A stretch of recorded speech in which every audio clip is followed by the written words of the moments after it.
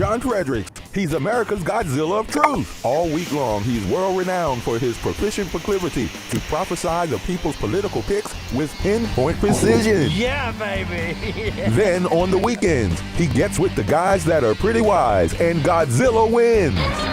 Godzilla Wins, the sports picking show for winning dough. Money lines, parlays, over-under, the best plays. You choose the game, Godzilla picks the winners. Get expert analysis, exclusive insights, and have a little fun. When the game is on your mind and money's on the line, Godzilla Wins is your guide to picking winners. Godzilla Wins, on the screens of your TV and favorite devices, commanding radio airwaves far and wide. Before you make that play, hear what the Godzilla crew has to say. Presented by West Virginia SportsNation.com, it's time for Godzilla Wins, all across the John Fredericks Media Network. Oh yeah, for entertainment purposes only. Hey guys, are you ready to roll on the John Fredericks Media Network and Godzilla Wins? We got everybody here ready to go. Let's go. Okay guys, we are ready to rock and roll. Don't see the host. Oh, it's great. Of course, the host is always here. Nothing to miss with the host here. Have to put on my new hat. Celebrating Flag Day, President Trump's birthday. What else birthday is going on? Oh, we got a big military parade here. I'm coming to you live in Washington, D.C. Great to have everybody with us today. We got Chris Saxman. Pirates won another game last night. I bet against them again. I lose again. Unfriggin' believable. Guy gets thrown out at home where the Cubs win that game. If I bet against the Pirates, Chris, every single day, you guys would win the World Series. Still doing it. I bet against them 15 times. I'm like 0 for 15, and I'm just getting stubborn. Also with this, Logan Powell, one of our key writers at WVSportsNation.com. Matthew Lumsden is with us. His famous brother now. I guess he's famous, right? Ben Lumsden. First, Matthew is famous. Now Ben is famous. Everybody's famous in the Lumsden family. He's a regular on Godzilla Wins. Brendan Statler has another hat on. He has a Penguins hat on today, celebrating Pirates. He's with us, WVSportsNation.com. He's also a sales executive here with our team. So we got him all in. Oh, special guest, Vince Mayako. Vince, did I finally, Coach, say your name right after all this time? Maybe next episode you will, but it's Mayoko. Vince Mayoko. I got to get the my right. Vince Mayoko, and he is the one of the leading junior college JUCO baseball coaches in the country, and just an all-around super guy. He's in Bakersfield, California. So we got a great panel here coming up, guys. And if I hit this button, you guys are actually going to be able to see me on. It's the same hat from yesterday. Aren't we privileged? You like this hat? What do you think? No, I don't. I think it's awful. You don't like this hat? It's not No. very nice. It looks good on you though. It's Flag Day. I have this. Anyone get the Caddyshack reference, please? We got this major. Did you get a free bowl of soup with that hat? Yeah, if I went, all I would have to do is go down to McPherson Park, right across the street, and on Saturday they feed the homeless. I would go in there. I could just put my hat here. I get all kinds of food in it. But this is the day of the big parade. Luckily, I live where we can watch it here, right from our windows on the Constitution Avenue. So it's going to be a fun day, guys. Lots of going on in sports.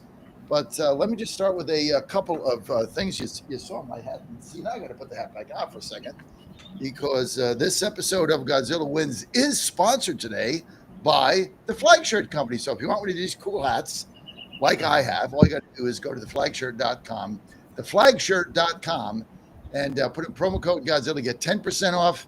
And this is a really cool hat. Chris Saxon was just jealous. She has his one. He had a hat like this. Therefore, I'm not even going to buy you one, but I might buy one. John, if I can get a promo code, my promo code would be bowl of soup. Promo code Godzilla, go to theflagshirt.com.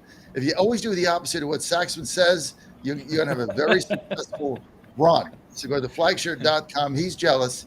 And 10% off. You can get one of these cool hats like I've got, guys. It's really, really neat. So good to have you with us. Listen, we got a lot going on. And also this entire show is sponsored by WVSportsNation.com. WVSportsNation.com, the leading #1 sports and information analysis and writing for West Virginia sports. So just go to WVSportsNation.com. You can sign up for our daily alert there. One time you're hooked. Best writers, best content. If you love West Virginia sports, you're going to love WVSportsNation.com. Again, WVSportsNation.com, and you can read Logan Powell. Oh, by the way, quick announcement here before I'll do the disclaimer later, Al, but quick announcement here. Logan Powell is going to be the summer voice of our Mountaineer Minute. Now, it's actually, Logan, 3 minutes. And I got to send you that email. I'm a little bit behind this week. But every day on our on WV The Torch, on our 9 stations in West Virginia, Logan Powell is going to be giving you his Mountaineer 3-minute analysis of everything going on. So we're looking forward to that. John, is it theflagshirt.com? Website, theflagshirt.com. Okay, let's see what we got going on here. Hang on one second. All right, that should be better. How's that? Better, Logan? Oh yeah, that's good. Yeah. Okay, yeah. Just got some connectivity. No, is the website, is that website theflagshirt.com? Yes, theflagshirt.com. Go to theflagshirt.com. See, now Saxman. Yeah, I'm looking at it. It's a really cool website. That's a lot of great stuff on there for 4th of July. He just doesn't like the hat. That's not included. We're, Yeah, I just didn't like the hat. yeah, well, you still like the hat. So you got the hat here. We spend the whole show talking about my hat. I just ate. And okay. and wanted a hat too, so we got her one.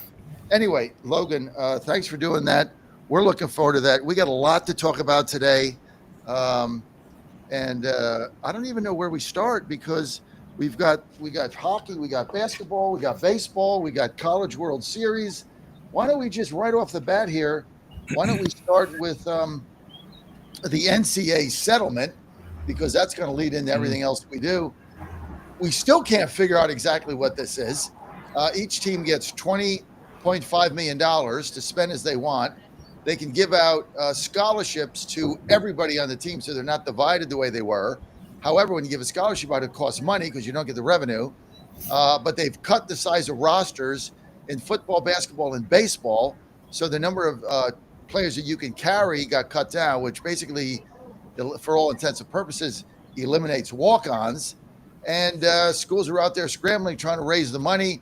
We don't know exactly the way the students get paid. NIL is still a factor here. That's part of it. But now they're saying that there's a NCAA clearinghouse for any NIL deal over $600. I don't know how that's going to get managed, how that's going to get determined. So let's go right to a NCAA baseball coach, Coach Vince. Vince, what is the deal here? How does this thing even get managed? Well, first, I'm not an NCAA baseball coach. I'm a JUCO coach. But to my understanding, the way all this is going to work, the court settling or the judge that ruled, I believe seniors that are returning are going to be grandfathered, don't count against the roster sizes, to my understanding. So that will take effect, I believe, in another year or so once the seniors are cleared out. So theoretically, yes, roster sizes, for example, baseball was reduced from 40 to 34, but in theory, they could still probably have a 40-man roster this upcoming season, to my understanding. How this all affects 4-year and even JUCO student athletes, it's going to have a dramatic effect. In what way, I don't know specifically, especially when the judge ruled that anything over $600 has to go through the clearinghouse. So does that mean that every athlete can raise $599 from every so-called private sponsorship? I don't know. I don't think the judge even knows. It looked like a total shit show compared from what I'm viewing. And it's like we talked about this before. The genie's out of the bottle, not putting them back in. And this is going to be an ongoing issue probably for years to come. You know, I just get somebody weigh in here, because one of the things that we don't understand is they said they're going to grandfather in 1 year people that are on the roster. They didn't necessarily they say though, Vince, seniors. So if you're a sophomore on the roster now, do you not count? I mean, if you don't make it seniors, then basically you have a 40-man roster in baseball. Football is the same. It's all the same because everybody's played a year. It would take you a 4-year period to cycle that out. How did you guys interpret that?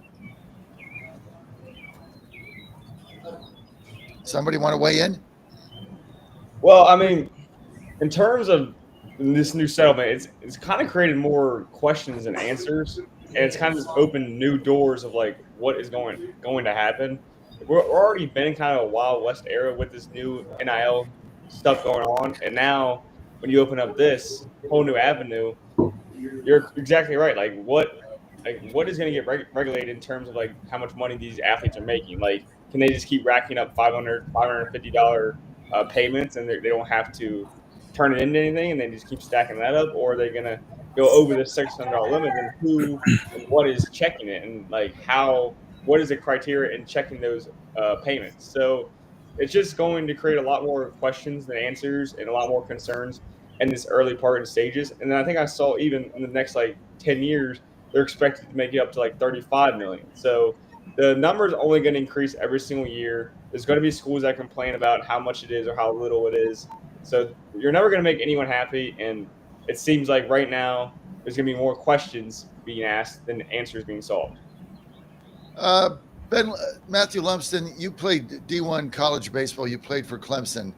What is your analysis of this whole thing? What does it mean, and how's it going to get managed? I mean, I think you guys are both spot on. I think there's more questions than answers. I think it's a disaster. To Logan's point, if it's $550, can you just pay that every single day without any questions? I think there's going to be no way to actually filter it or a regulation of how you approve it. I think it's going to be an absolute circus. I think the rich are going to get richer. I think the only perk out of this is it could help the student athletes by getting the full scholarships. But at the same point, the schools have to have the money to afford the full scholarships. So I think it's going to be a race. Every athletic department, I think you're going to see just scrambling to get as many funds as possible. And it's going to be a circus. There's going to be appeals, and it's going to have to be addressed at some point.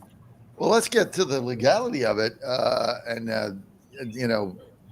If I'm the pitcher for Texas Tech softball team and I'm getting $1 million, and that's got to get cleared, and somebody says, well, no, this is not really worth $1 million, but I've already got the $1 million and I've got it coming again to me, the first thing I'm going to do is file a lawsuit that somebody wants to pay me $1 million. Why can't I take it? I don't know how that would ever stand up, Chris Saxman. It won't. To everyone's point, the agreement here is, I think the consensus is this is not the way to do this. At the end of the day, as I used to say, I know we don't do politics here, but when I was in the House, I discovered that regulations favor the favored, and at the end of the day, the rich are going to get richer. Regulations favor the favored. They can figure out the way to get around all these things. They always have. They've been dropping bags of money for decades, if not generations, in this country about paying kids. Just report it all. Let it be transparent. I mean, if it has to be, publicly disclosed, okay. I don't necessarily see that as a reality. It's none of my business how much the gal makes at Texas Tech to play softball. What do I care? You're in the free market now. Just behave like it. It's time to grow up. What do you think, Staller? I think everybody is spot on with this. The ruling is an absolute disaster. I mean, not only do we sit here week after week debating and trying to decipher what it means. You turn on ESPN, the guys that are making big money to talk about this can't even decipher it. Every article I've read on it so far has not answered any questions we have. And whenever there's more questions and answers, it's not a viable solution. So it's going to continue to be a mess. I don't see any way that what we have now is sustainable. Mm-mm. No. So, and Vince, did they rule? Coach Vince, did they ever rule? They never ruled on the on 5-year eligibility and eliminated red shirts, right? To my understanding, no, that wasn't even addressed. That wasn't even dealt with. No. And another thing, think about this, probably where we are today as a result of schools in the past cheating and giving, for example, the Reggie Bushes of the world at USC in the Pete Carroll days, the SMU football, the death penalty, that now all of a sudden this is going to make it clean and no one's going to cheat. People are going to cheat more now because of this. Mm-hmm. Put guidelines in. The each university is allowed $25.5 million. You don't think there's going to be schools that are going to be fudging those numbers and having alumni come in and push that a little bit over 30, maybe, And we got a blindside offensive lineman we need to recruit out of high school to protect our NIL baby behind center. Of course, it's not going to cure anything from ethics and morals. That probably is the reason why this whole thing started in the first place. Yeah, I think he's spot on there. That couldn't have been said any better. I'm sure this will come to everybody's surprise, but the pre-NIL era, we're acting like athletes weren't getting paid. Come on. It's just going to be a disaster. You're putting all these regulations on it. They're not going to follow them. Then you're going to get all of these quote unquote death penalties. I think Saxman put it spot on. They put regulations that aren't going to be followed. Coach Vince is spot on. It's just, people are going to break the rules. Come on, guys. If an Arch Manning talent comes up, you're telling me that these schools aren't going to be paying him millions of dollars. They're not worried about the pushback. Hey, they paid a lot of money for an ice sculpture. Good point. Yeah, if we can pull out that money for an ice sculpture, just imagine what a generational talent's going to get. I just, there's so many interesting things here, and I've posed this question like a number of times that no one can answer it.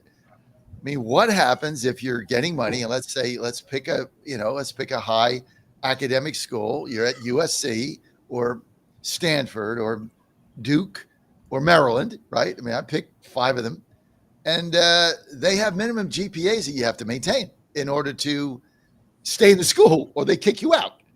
And let's say it's 2.5 and you're got a 2.0. Well, and they put you on probation, and then you got a 1.9. What happens? Do you get kicked off the team or just kicked out of class? That's not addressed either. So the whole academic piece of this is nowhere to be found, guys. I think that's going to personally come with the money as well. I mean, you saw, I think it was North Carolina had African-American studies. I mean, if you have these talents, they're going to find the classes that are passable. They'll find the tutors to help them out enough. I think that's just going to be to Coach Vince's point. It's going to be more bending the rules. It's going to be a disaster. They're going to find a way to get these kids on the field. Yeah, they'll do anything to make sure they pass if they're good enough athletes. That's what it comes down to. Yeah, why would they have to take classes? I mean, well, that's the other question that we have here is why even take classes? I mean, you just there is no point. Leagues. Yep. Especially if someone's getting paid $5 million, like Underwood for Michigan. He's not going to Michigan for that prestigious school. He's going to be a quarterback for Michigan. And that's the thing. Michigan is one of the most prestigious schools in the nation, and it doesn't matter because he's getting paid millions to be quarterback. And then the whole presumption was back in the day, student athletes would go to these universities and get a college education paid for someday that they might make money. Right? So they go out and get a great job and have a great career. If you're pulling down $5 million, teach that kid how to invest it properly so he maintains it. But the whole purpose was to go get a job in the future, to have a network of alumni and to have this great experience and your future life. Well, that future life is today when you put there's a girl making $1 million to play softball at Texas Tech. I mean, the market has passed these regulations on by. It's just time to go, look, hands off, go at it. Let the market run, man. If you want to have a discussion about how taking class, if these student athletes are going to be taking classes and why they should take classes in general, one thing you could look at is maybe they should take some money classes, some financial classes.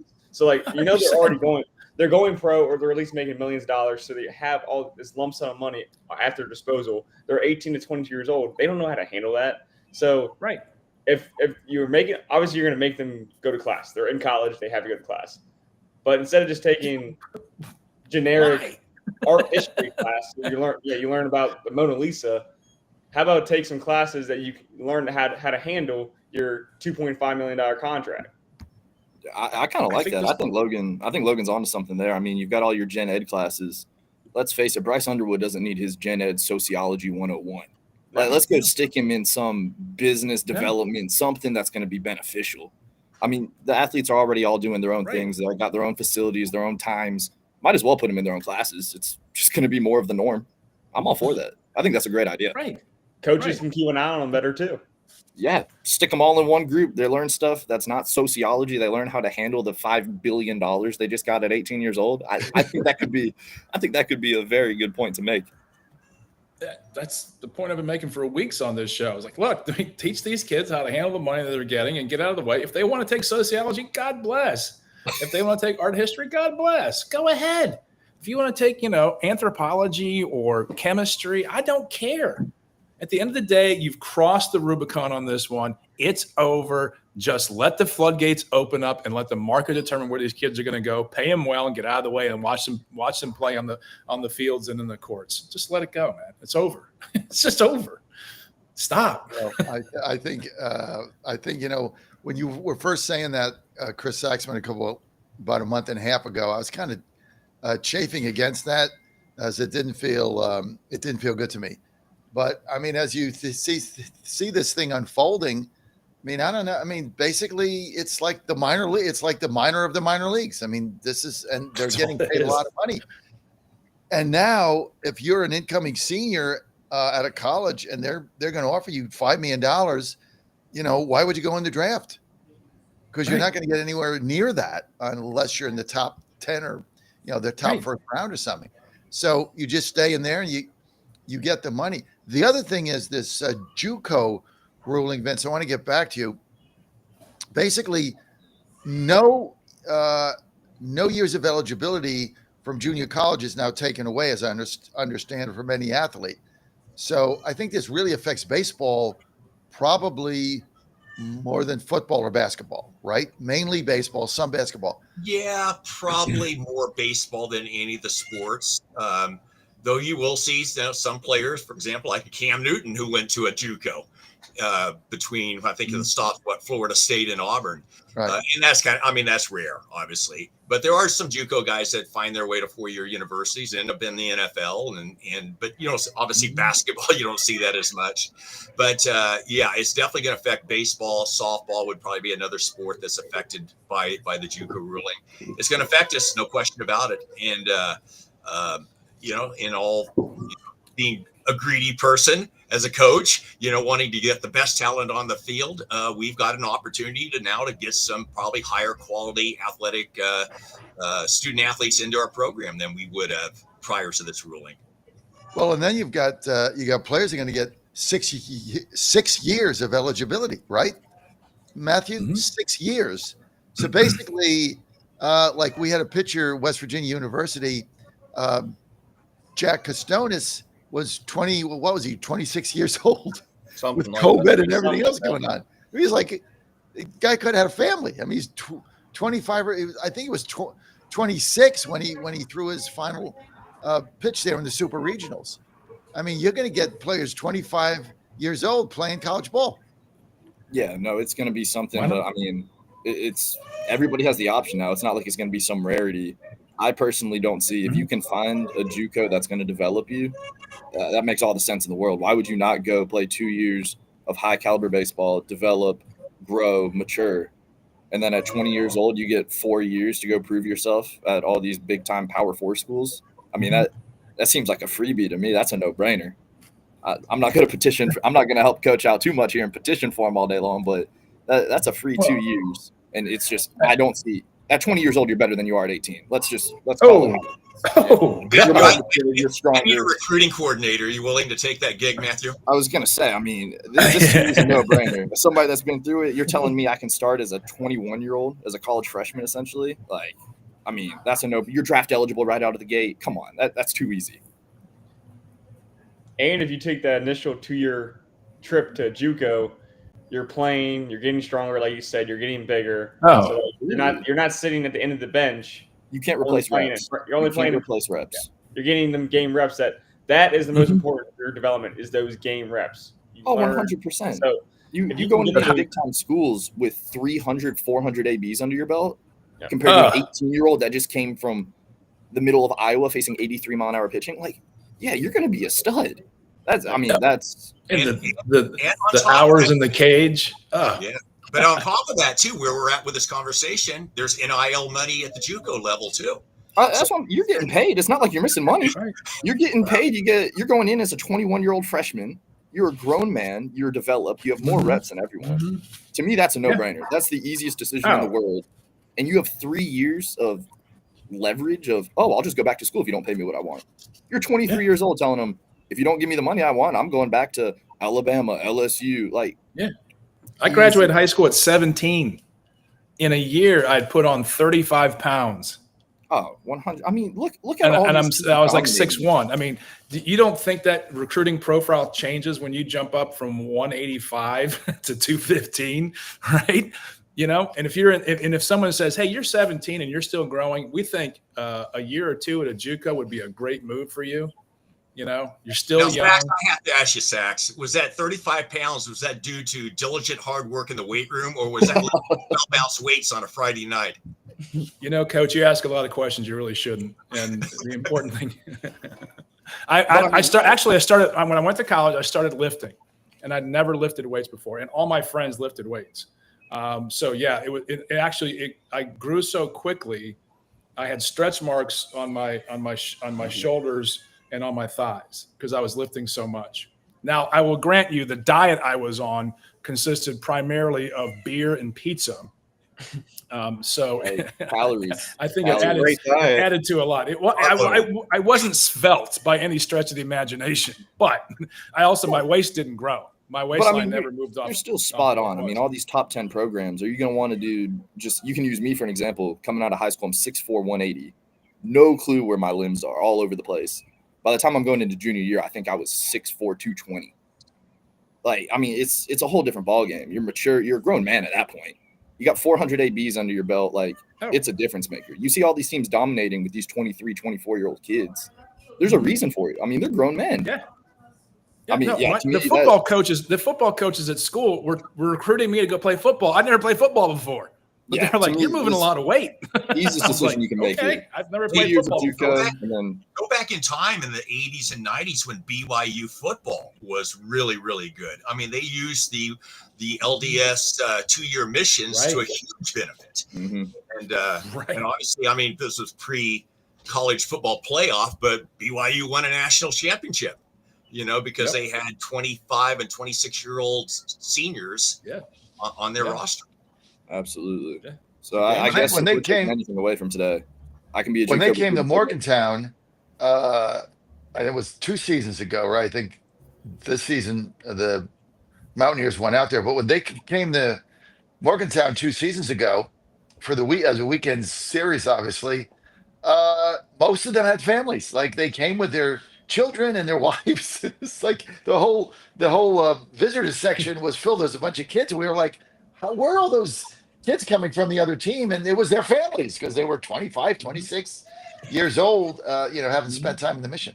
So you guys are right about that, no doubt. No, it's going to change because like the mid majors are going to become de facto JUCOs. You are going to go there for a couple years, get your reps in, get your time on the court, on the field, in the cage, whatever. And from a recruiting standpoint, that's a great opportunity that they didn't have before. Just to be honest with kids, like Murray State, okay, great baseball program, but go to basketball. They've had one guy, Ja Morant, over the years, but they can go, hey, you can go 2 years here and then go to Kentucky if it works out.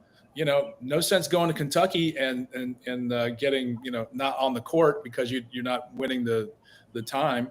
It's just going to change the game so much, and it's pretty exciting for especially a lot of those kids coming out of high school going, hey, I don't have to get that scholarship to that school and do the signing with all the things, as a social media pop. You can be very realistic. The families can be very realistic about these things and develop the kids as the way they are meant to be developed. And just be honest with the family and the kids and the market. Just let it run.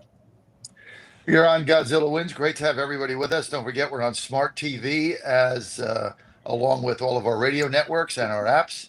If you have Roku Fire Stick or Apple TV. You can just tune us in there. Just go to apps, put in my name, John Fredericks. Godzilla Wins comes up 9 to 11 a.m. I'm your host, John Fredericks. Brendan Statler is with us. Coach Vince Mayako is with us. Chris Saxman of John Fredericks Network fame. Logan Powell is with us. Logan, a writer for WVSportsNation.com. Matthew Lumsden, and Matthew is a contributor here every week to Godzilla Wins. And Brendan Statler is with us, also a writer on WVSportsNation.com. And Brendan, also a now member of our sales organization at WVTheTorch.com. Go to WVTheTorch.com, our West Virginia operations. So there's our panel. We always want to take your calls, 888-480-JOHN. Chris is going to be hosting for me from 10 to 10:30 today, as I have to go over and do an appearance on Newsmax that I was committed to on this Saturday, just out here in DC for the big parade. Let's get to NCAA baseball. Last night, 2 games: Oregon State versus Louisville, Coastal Carolina versus Arizona. Let's start with the Oregon State game. Boy, Louisville just, they're so tough. Every time you count them out, they battled in that game. Whereas Oregon State coming on top 4-3. These are best of 3. So you win that first game, you're in the catbird seat. Then Coastal Carolina beating Arizona last night, giving them a 1-0 lead. Let's go around the horn. Your reactions. Let's start with Coach Vince. Yeah, and to clarify, they're not best of two of three. They're 2 separate 14 double elimination tournaments. Right. With that said, 2 outstanding games. Even if you look at the final score, Coastal 7, Arizona 4. That was a 4-4 game in the 8th inning, and Coastal puts 3 across. Coastal's good, man. They are really good, and they got a pedigree. They won the national title 3 or 4 years ago against Arizona. And then the late night game last night, Oregon State pretty well looked like they had that thing in hand. And then all of a sudden, Louisville scores 2 in the 9th. But I'll tell you, Oregon State's the real deal. They really are. And that didn't faze them a bit. They walk them off in the bottom of the 9th. Oregon State's for real. And granted, I think 2 weeks ago I predicted Texas and Vanderbilt to make it to the College World Series. So I'll hold that with a grain of salt on my opinion on those 2 teams. But, you have to be good. If you're one of the last 8 standing teams, all 8 of these teams are outstanding baseball teams.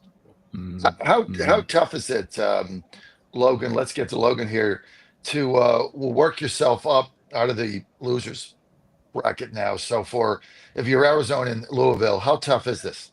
It's extremely tough. It's where you not want to be at all. You play your first game, you most likely throw out your ace. So if you scrap that game, you're in a big predicament going forward because you just lost your ace for the time being, 3-4 days. So you're going to have to work around it and try and find more answers. Let's go with the Mountaineers' sake. If in their situation, it would be like a Griffin Kern for game 1, losing game 1, and then you have to figure out who you're going to have. And that's exactly what happened when they played LSU. And they couldn't figure it out. But for Louisville and for Arizona, they're going to have to battle back, find some key pieces in their bullpen that is going to lead them past what their starters couldn't do, and then just go from there.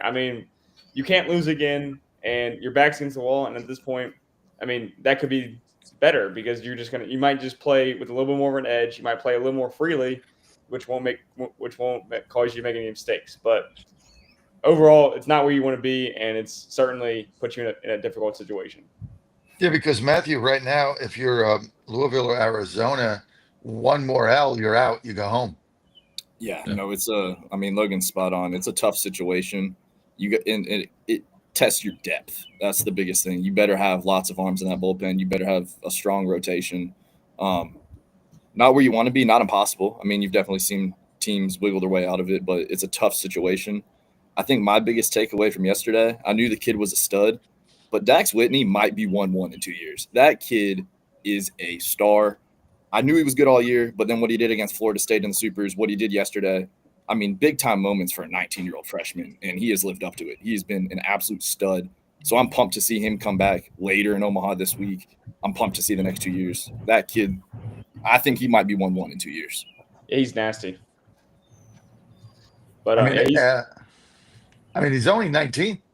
Yeah, Think true about freshman, and he's throwing 97, 98 miles an hour, racking up the punch outs, and he's doing it in the big time moments. I didn't want to discredit Oregon State, but not in a conference this year, so I haven't paid too much attention. Not sure what the strength of schedule was. But no, for a freshman in a super regional, start game one in Omaha and pitch the way he did, hats off to him. Those are two really impressive performances. If I can jump in here too, one thing about losing the first game, if you're in the regionals or the super regionals for that matter, your back's against the wall because you're playing the next day.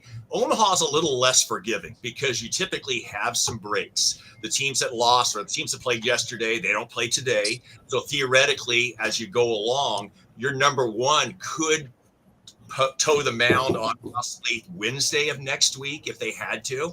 So it's obviously a little less forgiving in Omaha than it would be at a regional. Can a kid like Whitney say, I'm done with college baseball, I'm going to go to the draft? No, you got to be 21. You got to be either. Yeah, but will that hold up in the new era? Will that hold up in the new era? Yes. I don't think that's going to change. You got to be 21. Yeah, that's an MLB. That doesn't have anything to do with NCAA. You got to be a junior or 21. I don't think that's ever going to go away. I mean, because because you have the ability to draft somebody out of high school, and so if you don't do that, then you got to wait till they're a junior or 21 to be draft eligible. Hey, So I got a great rule idea to me that makes sense. Go to JUCO, you're always eligible. I'm going to talk him into transferring to Taft College this next year. Then he becomes draft eligible. There we go. We can help him out immensely. I was going to say JUCO, and I think the only other loophole I've seen was, I think it was my years a little bit ago, is Carter Stewart was a big-time draft prospect. Got taken first round out of high school, went to JUCO, first round out of JUCO, didn't get the money he wanted, and signed like a 5-year deal in Japan. It was like, I'll be coming back at 24, 25 years old in my prime. And I think he got $10, $20 million to go to Japan, which I think it's going to change. I think the whole thing is going to change. How do you tell a kid you have to wait till 21 before you're drafted, but we'll take that kid from the Dominican Republic and sign him to $7 million? I mean, come on. I mean, it's just going to get real. Because you can take a player out of high school and give him $7 million. So there's not a restriction, but you know, I think that the thinking is once you decide to go to a 4-year university, MLB is still concerned to a certain degree about your level of education and growth in your life. And I think that's why they have this rule. And like every rule is just not John, going to go I get away. why they have the rule.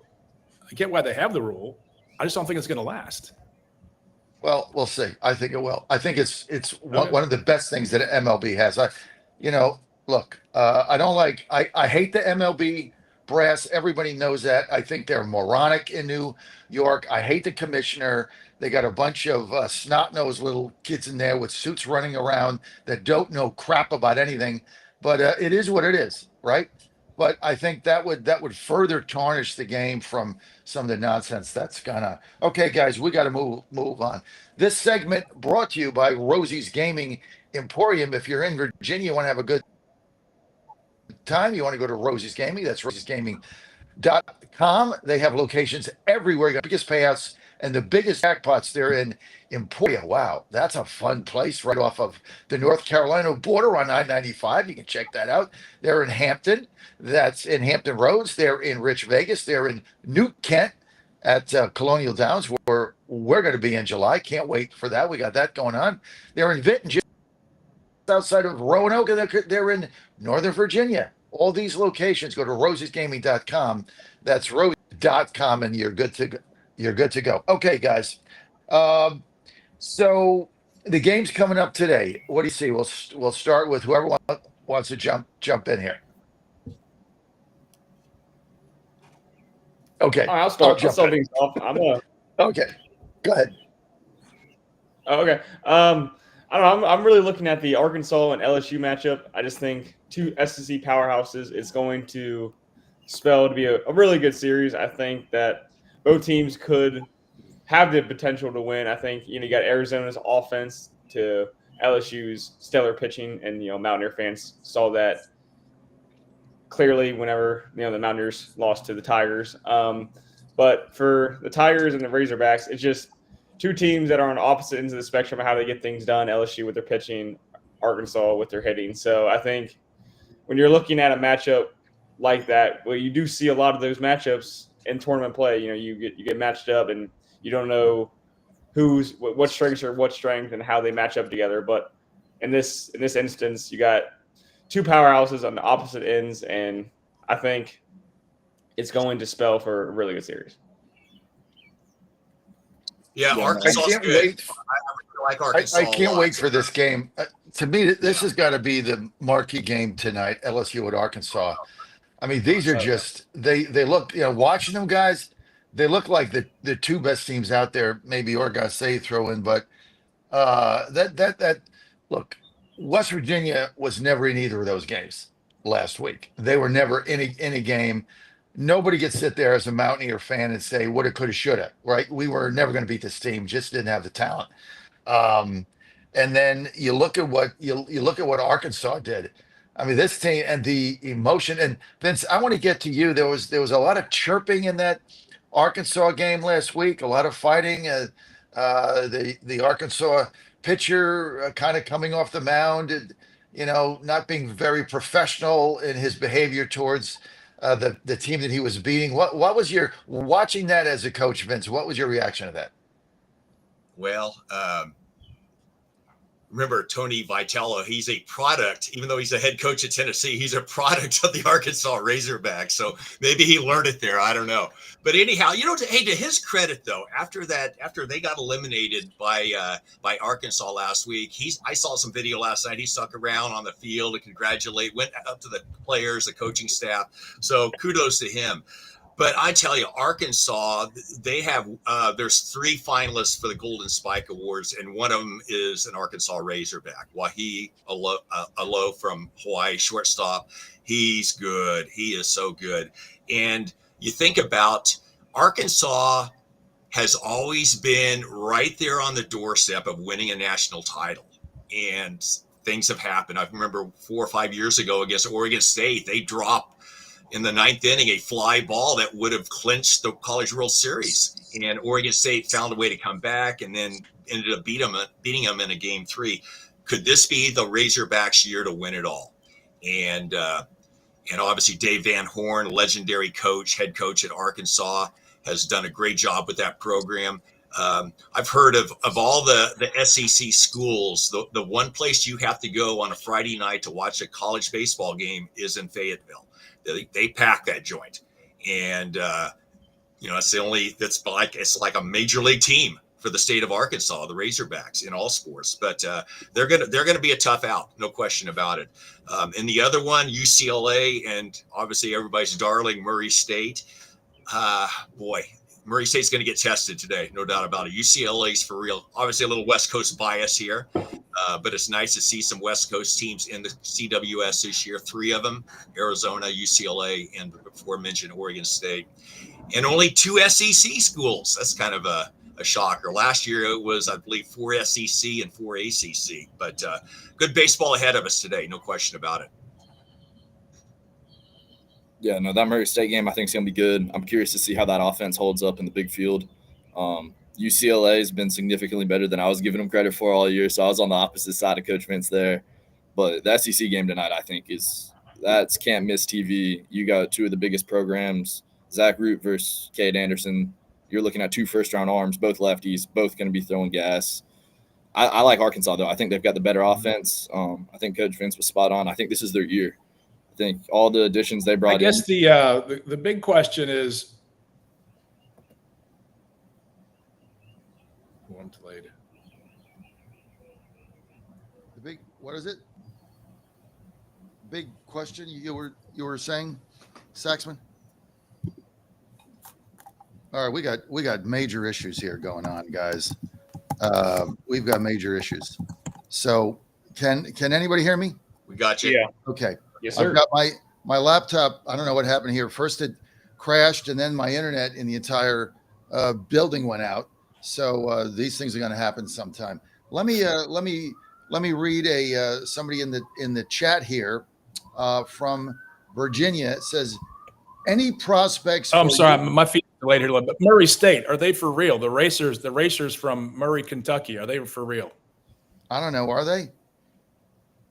Vince? Yeah. I mean, they're there. They're in Omaha, no question about it. Now, Well, you're referring to one of the chats. Any prospects for UVA's baseball program after they lose their entire program staff to Mississippi State?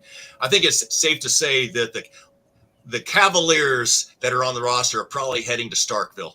Yeah, but I mean, Coach Pollard's going to bring all those Duke boys with him. I think that was a great hire. I think he's done fantastic for a program that honestly doesn't get enough support. I think that's a tough conference in the ACC. He's done very well, and they don't provide the funding or the facilities for him. I think UVA hit a home run with that. He's going to bring all the studs there. They were one game away. So, I mean, they're right there. I think that was a great hire. I think he's going to bring all of them, and they're going to have no issue recruiting.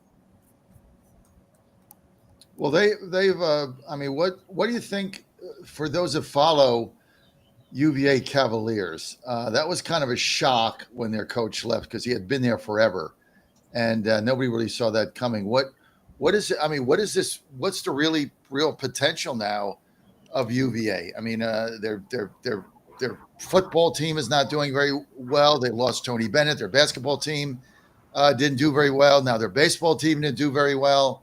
Now they lost a coach. Like, if you're a UVA, University of Virginia Cavalier fan with a storied program, well, where do you go? Where do you go?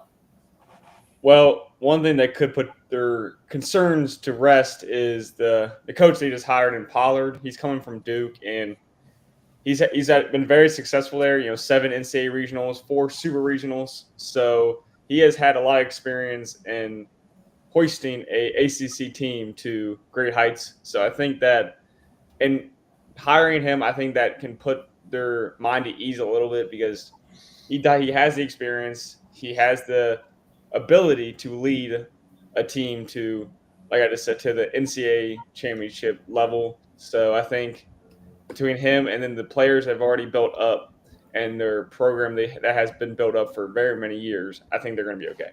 Why would you leave Duke, Vince? Yeah, probably money. Probably they're signing a bigger paycheck for him, I'm sure. I think I'm a West Coast guy, but over the last 20 years, I mean, when you talk ACC baseball, UVA's been at the top of the list. Them and Clemson for decades. So the program that was built there is obviously, I think it's on stable ground. So the new staff that comes in there, they'll put their own little DNA on it. But yeah, I think you'll see Cavalier baseball still being one of the better programs on the East Coast. Yeah, they're going to be fine. And I think it's all about opportunity. I think UVA's, they've got the support, they've got the facilities, they've got the funding. And Duke just has shown year after year, despite the success, they don't seem to be willing to give him those facilities. I mean, I think they set the attendance record at like 2,600 people in the super regional. That's just a Tuesday night game in Charlottesville. I mean, I think it's all about opportunity. And I think it was a home run hire. I think they're going to be fine. I think especially after this year was obviously preseason number 2 and missed the tournament. O'Connor is a legend, but I think it might have been time for some change. I agree with you. And what I had heard about O'Connor, he was not really the coach. He was kind of the CEO of the program. I mean, he managed the games, obviously, but he really wasn't involved in player development. He really wasn't involved in recruiting. I mean, he kind of turned it over to his staff, and then he, kind of acted as the overseer. That's an interesting look. That's an interesting way to do it.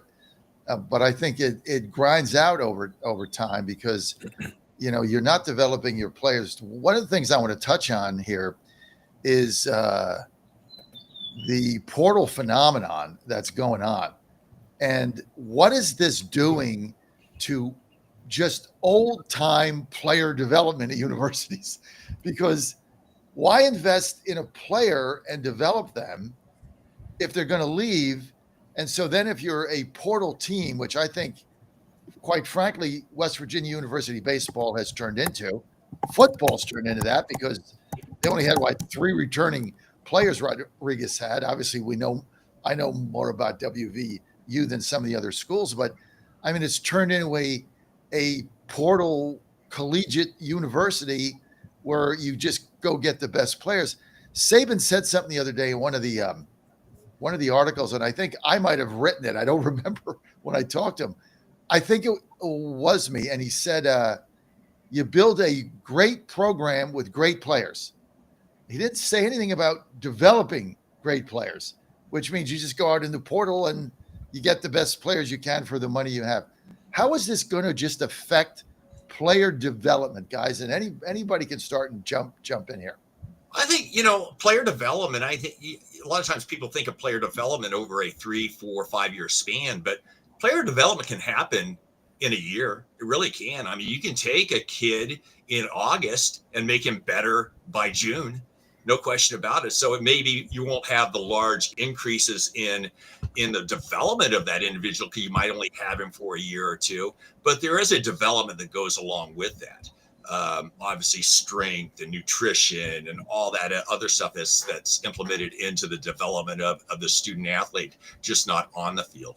So I think, West Virginia, any program, I mean, look at Lane Kiffin, what he's done at Ole Miss. I mean, he says he's not a fan of the portal, but look at his rosters. I mean, they're filled with transfer portal guys, and he does a pretty good job of getting his players onto the NFL.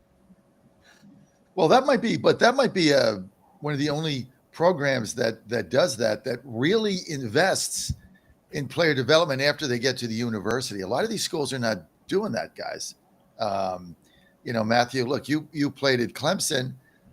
Before this portal thing, I mean, you got committed out of high school, or you committed from JUCO, and then you had a coaching staff that's goal was to make you better, right? I mean, that was the goal. That was their goal, because they had you, and if they kept you on the team and you took up a spot on the roster or a scholarship, their job was to make you better, develop you into a better hitter, fielder, player, young man, character, kind of what Debo Sweeney does in Clemson football. With the portal, Matthew, doesn't that change now? I mean, I think it makes it more hectic for sure. I would assume Coach would tell you it's easier to develop those relationships and form that developmental side of it when you have them for 2 to 3 years, significantly. But I mean, as he said, it's possible in 1 year. I mean, that's what separates good coaches from great coaches. If you can bring a kid in and you can take him from a 250 8 home run guy to a 290 12 14 home run guy, even if he's already 21 years old, it's just little things. And it doesn't need to be the head coach.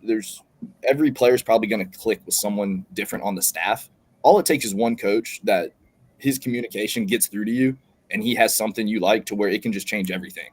But I mean, I think that's the difference between good and great coaches is every player is going to slump.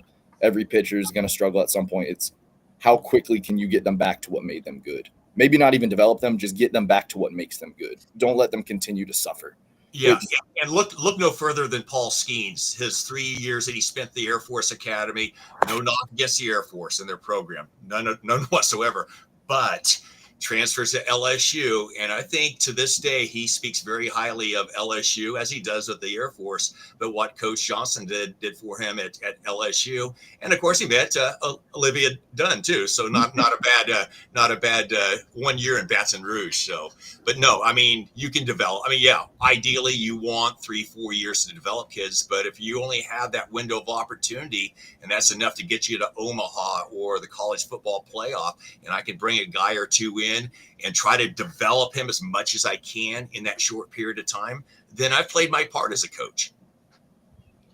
That's I think you're right. I mean, it's interesting because now, obviously I'm a parent of a player that went in the portal for baseball. Joe went in the portal, as Vince knows.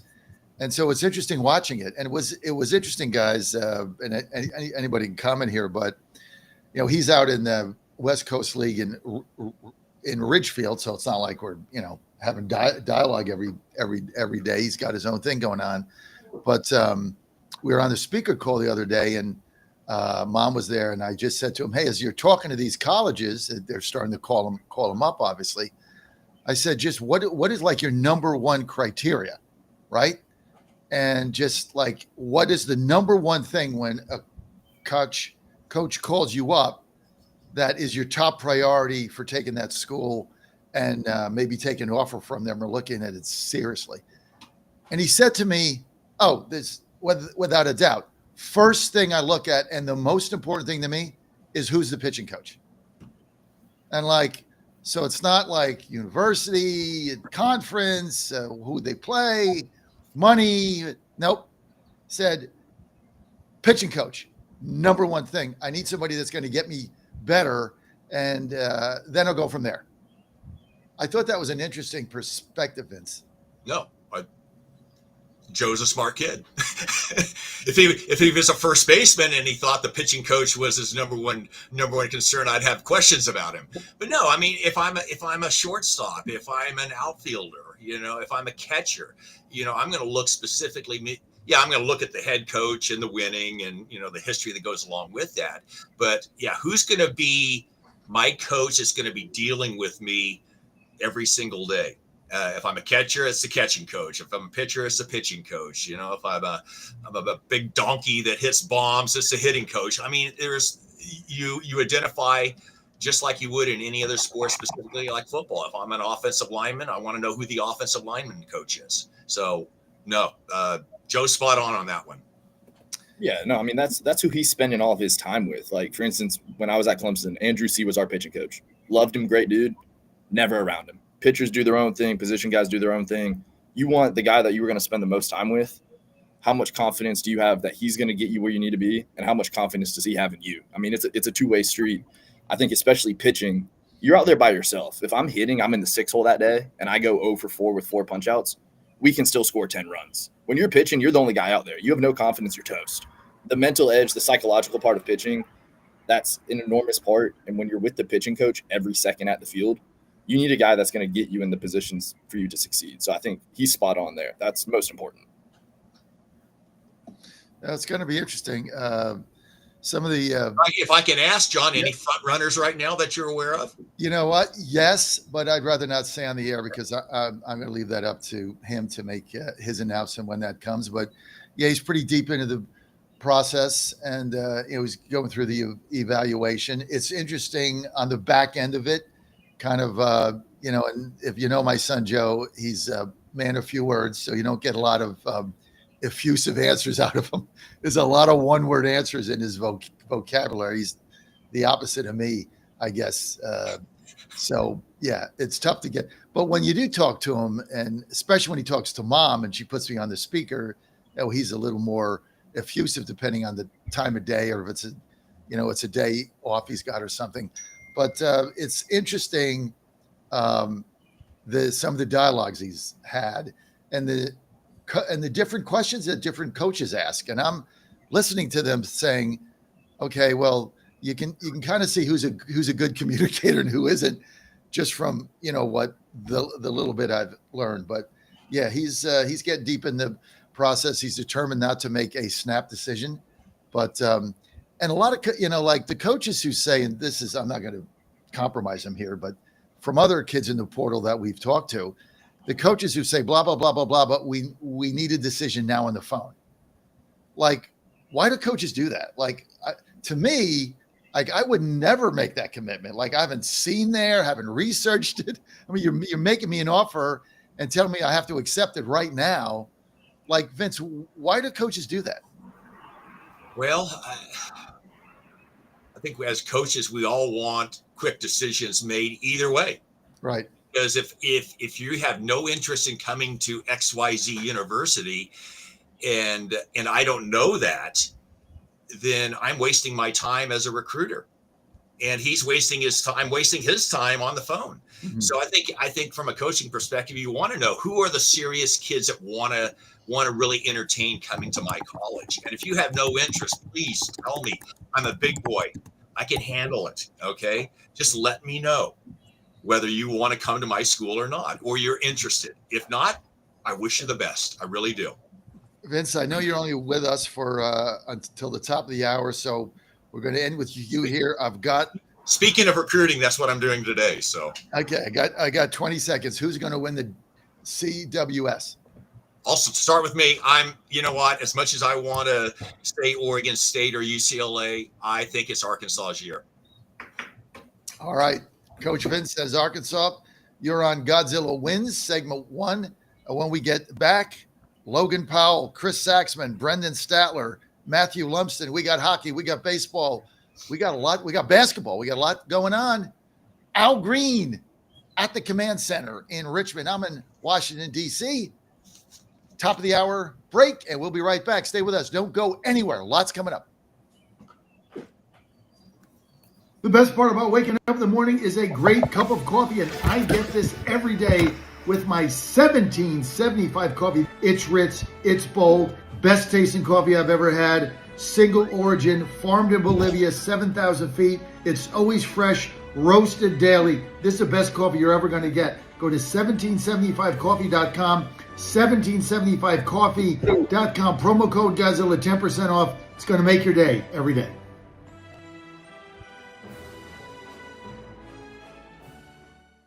I'm Dr. Kirk Elliott, founder of Kirk Elliott Precious Metals. After more than a decade in this industry, I knew there was a better way. And it's an exciting time to invest in gold and silver with the most significant bull market I've ever seen. But please, don't overpay for your stuff. At KEPM, we focus on bullion only and no commission when you sell. We'd love to connect with you, so call our office at 720-605-3900 or go to kepm.com/Godzilla.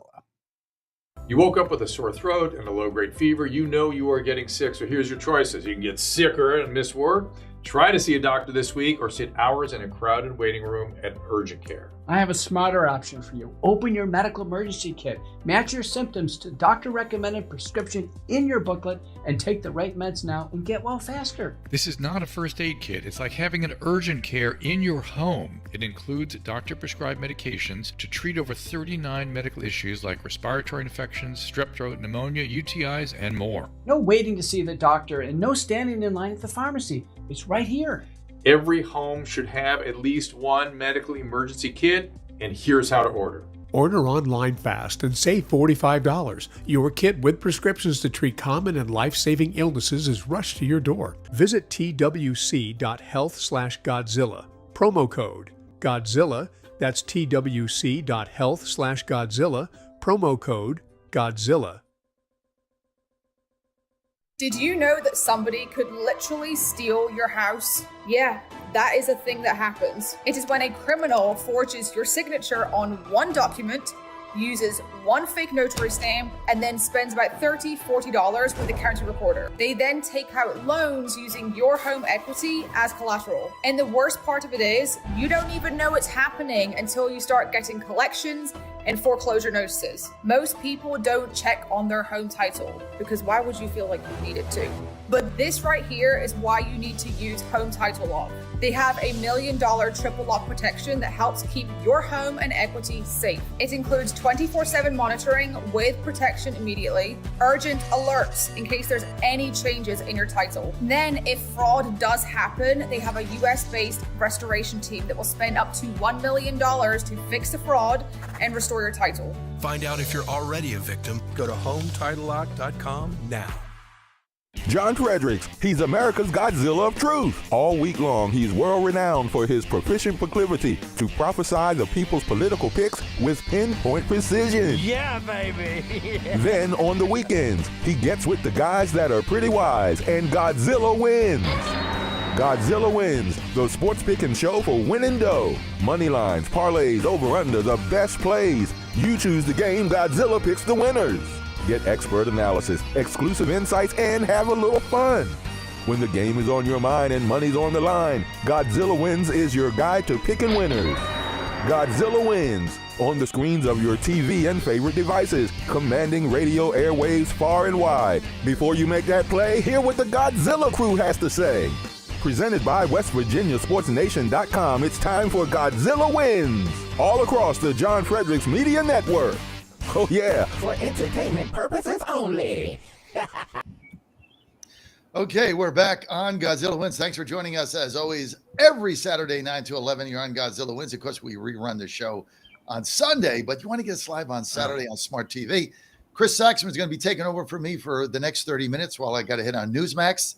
And joining us today, Logan Powell. This segment brought to you by WVSportsNation.com for all your sports on West Virginia. One click does it all. WVSportsNation.com. Sign up for our newsletter there. Logan Powell is with us. He is a writer for WV Sports Nation. He's also the baseball announcer for the local radio, college radio station, and will soon be joining us with his Mountaineer Minute. That's going to be 3 minutes.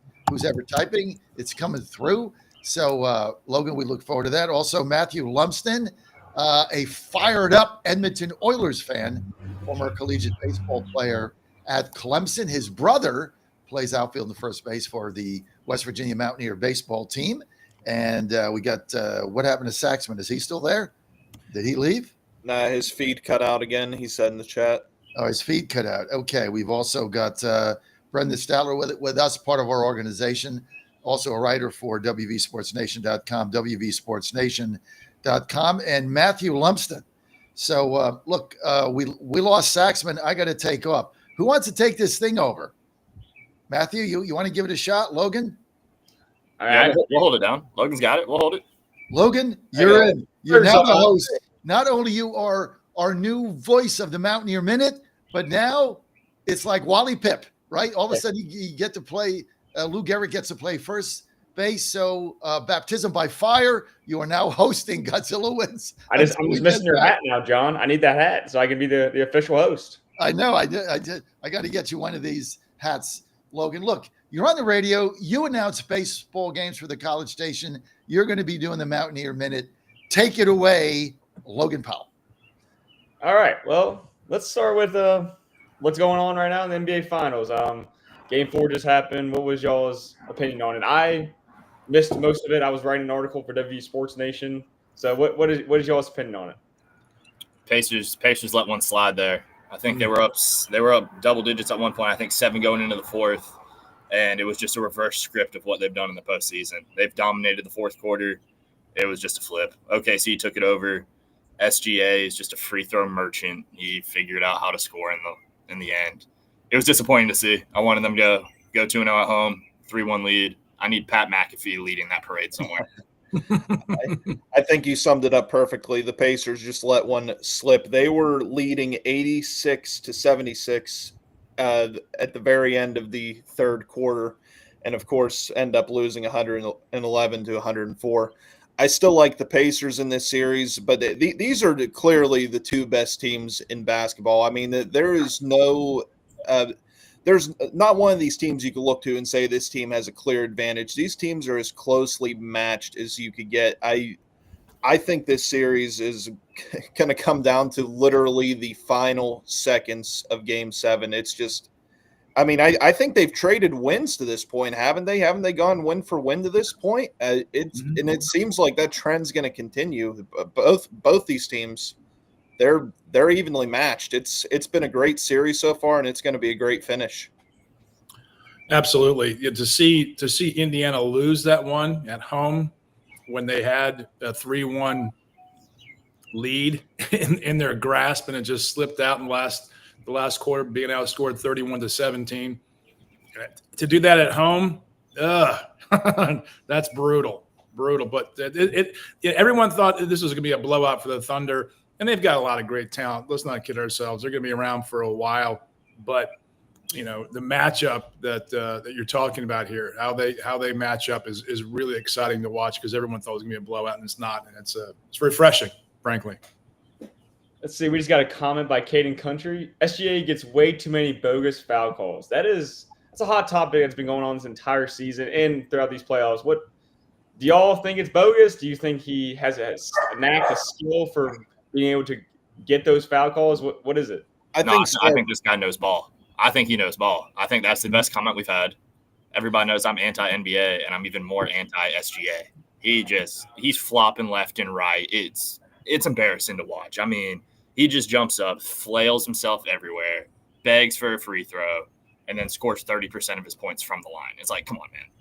I think star players in general in the NBA get way too many bogus foul calls. I mean, if you breathe on a star player too hard, you're getting called for a foul. That's the biggest thing that turns me off to the NBA in particular is just the ticky-tacky foul calls that really don't need to be called. But when it's a star player like an SGA or LeBron James, a Steph Curry, any of these players, they're getting almost every foul call, it seems, and it's something that turns a lot of people off to the sport in a way, in my opinion. Yeah, I wonder if there's a deeper. Y'all are younger, and since you're more closely associated with school and can probably do more research than I have the opportunity to do. I wonder if there's a psychology behind referees in any sport giving a little bit more to the better star athletes. I mean, let's talk Patrick Mahomes. Let's talk Tom Brady, right? I mean, they get calls. In Major League Baseball, you see some of the other teams, like the McCutcheon was talking about the Pirates not getting calls when they were playing. They were up, the bases loaded, 3-2, two outs, and Henry Davis at the plate, clearly inside, clearly low, and he gets punched out because his rookie umpire wants to show off. He wants to put on an ump show, right? I just wonder if there's a psychology behind these star athletes getting the star calls. I think for sure. I think these people, they know where their money comes from. I mean, they're going to protect them. Whatever sport it is, like you said, Mahomes. Yeah, Mahomes gets knocked after the play. They know who's making all the revenue. Yeah, of course that's going to be a 15-yard flag. But I don't know if that's intentional because they like him and they know that's the star product, or if they're told that, or there's a psychology behind it, like, oh, hey, we just generally look out for the guys. I don't know. I mean, there's got to be something because it's not making any sense to me anymore. I think it comes from the top office, like whoever is bringing in the most revenue, like Matthew said, whoever's bringing in the most ratings, they're going to protect those players. They don't want those players to get possibly injured, because whether we like players like Patrick Mahomes or Tom Brady or LeBron James, go down the list, people tune in to watch these players. The leagues want these players healthy because that's what's bringing in money. But that's rigging the game, right? And you can't. But every sport's a little rigged at the end of the day, right? Do they get the calls? I mean, is there? I guess is it intentional, or is it some deeper psychology involved in the human reality that we want to see the better stars do well, or just like they don't see it the same way if it's that person, right? Yeah, well, I personally think for NBA standards, they lean on their stars more than any professional organization. So that's why you may see these certain stars getting more foul calls, and it is evident that they are getting more foul calls. However, SGA also drives at a very exceptional rate. So just driving and getting into the paint is going to just cause more fouls to be called. Now it's and he has the ball more, right? It's the ones where he's out on the elbow and he kind of puts himself into the defender's arm, and then you add a little and then he's on the foul line. So it's definitely an interesting topic. And last night he had 10 free throws and he made all 10. So it's still happening on a daily basis. But I mean, for SGA, he had a really bad game 3, and he's been notorious for having bad game 3s. And he was able to come out in game 4. I think it was like 32 points, a couple steals, good on the defensive end. How important was his play for the Thunder last night to get a much needed win in Indianapolis? Huge. He took over. I thought he took over. I think it was him. It was like, get him the ball. I mean, yeah, he was the MVP. Let's not forget that. Whether or not we agree with it is a whole different topic. But I mean, he scored all of his points in the fourth. Majority of it did come from the line, which, I mean, Decade and Country's point, dude had 3 boards, 0 assists, scored, I think 28% of his points were from the line. Like, that's not something that's really going to get me to tune in. I'm all for, granted, I didn't see 80s, 90s basketball. I wasn't alive, but I'm all for this Broad Street. Like, I want some physicality. Like, let me watch something entertaining. This whole SGA gets it at the top, drives, flails, cries, screams in his little Canadian dialect, and then gives his ridiculous post-game interviews about how much swag he thinks he has. Like, come on, man. I'm not watching that. Yeah, he doesn't have – that's not the brand you want to build. I don't think he's the next superstar brand. They're trying to make him out to be the SGA. They're trying to make him this – they're trying to brand the guy. I just don't see him carrying that, because I looked at the Wall Street Journal today and he's got fur coats and the fur purse. And I'm like, dude, I'd rather see Jokic say that he wants to skip the championship parade because he's got a horse race. Like, that's way more comical to me. This dude genuinely does not care about basketball, and he's averaging 30, 12, and 10 on a nightly basis. Like, And now we got this guy just flailing and crying, doing all this. Oh, it's so extra. Well, I mean, the development of the NBA, the stars really aren't American born anymore, are they? No, no. All the, I mean, you got Luka, Giannis, Jokic. I mean, Wemby. They're all foreign. Yeah. I mean, they're all. So that's why Anthony Edwards is very important to the NBA right now, and why they're pushing him so much, because he is that American star that is still young. He's 22, 23 years old. He's athletic. He can posterize anybody. He step back threes. I mean, he can do everything, and that's important for American superstars, because, like you all mentioned, there are more foreign-born stars in the league right now, and they're all at the top of the leaderboard. You know, Nikola Jokic and SGA, the two best players in the league right now, and they are both foreign-born. So I think a lot of pressure on Anthony Edwards, and I think Cooper Flagg's going to have a lot on his back coming out this year. I mean, a Maine kid, like that's a pretty cool story. You're from Maine, man. Yeah. You're not supposed to be athletic, but I mean, obviously stud at Duke. If the Mavs don't take him 1-1, then Nico probably should have already went for that trade. But if he botches this, come on now. But look at the potential rivalry between Oklahoma City and Dallas. Mm-hmm. With Cooper Flagg and this crew in Oklahoma City. They're going to be there for a while. This could be a decade-long battle on Interstate 35, right? I mean, that could be a legitimate regional rivalry that goes national with Cooper Flagg if he's there for a while, and SGA is there as well. No, absolutely. I think it's hard to say a kid could be the face of the NBA when he hasn't played a single game and he's 19 years old, 18. Oh, I don't think you want for a league. I don't think you want a face. There are going to be faces of the NBA, so people can see it all around the country, because you're still going to have, the Currys and LeBrons of the league, and should, because it's not Magic and Bird anymore. Thank God, or Jordan. Thank God, right? If you're going to appeal a brand and build the basketball brand, develop the players and develop the player brands, you need more players to attract more eyes and more ratings. That feeds it, right? Yeah, no, spot on. Yeah, I think this NBA Finals proves that theory, because you have the Pacers, who are a small market and are led by a star who was just recently named the most overrated star in the league by the players. So you hear from these outside fans, or these, fans of basketball that maybe watch the NBA or just tune in occasionally, that, oh, this NBA Finals before it was boring. You have two small markets. You have Indianapolis and you have Oklahoma City Thunder. But it has turned out to be the exact opposite. It's going back and forth. Last night was a great win for Thunder. Let's go back to Game 3 with Ben Matherin's performance. As a role player, he has been struggling recently, and for Game 3, he came out big.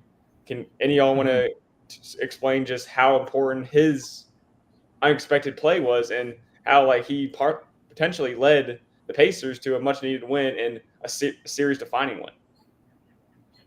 Well, the great thing about it is there's these guys are really good, and at any point in time, someone can get in there and just find the lane, the matchup, and just take over.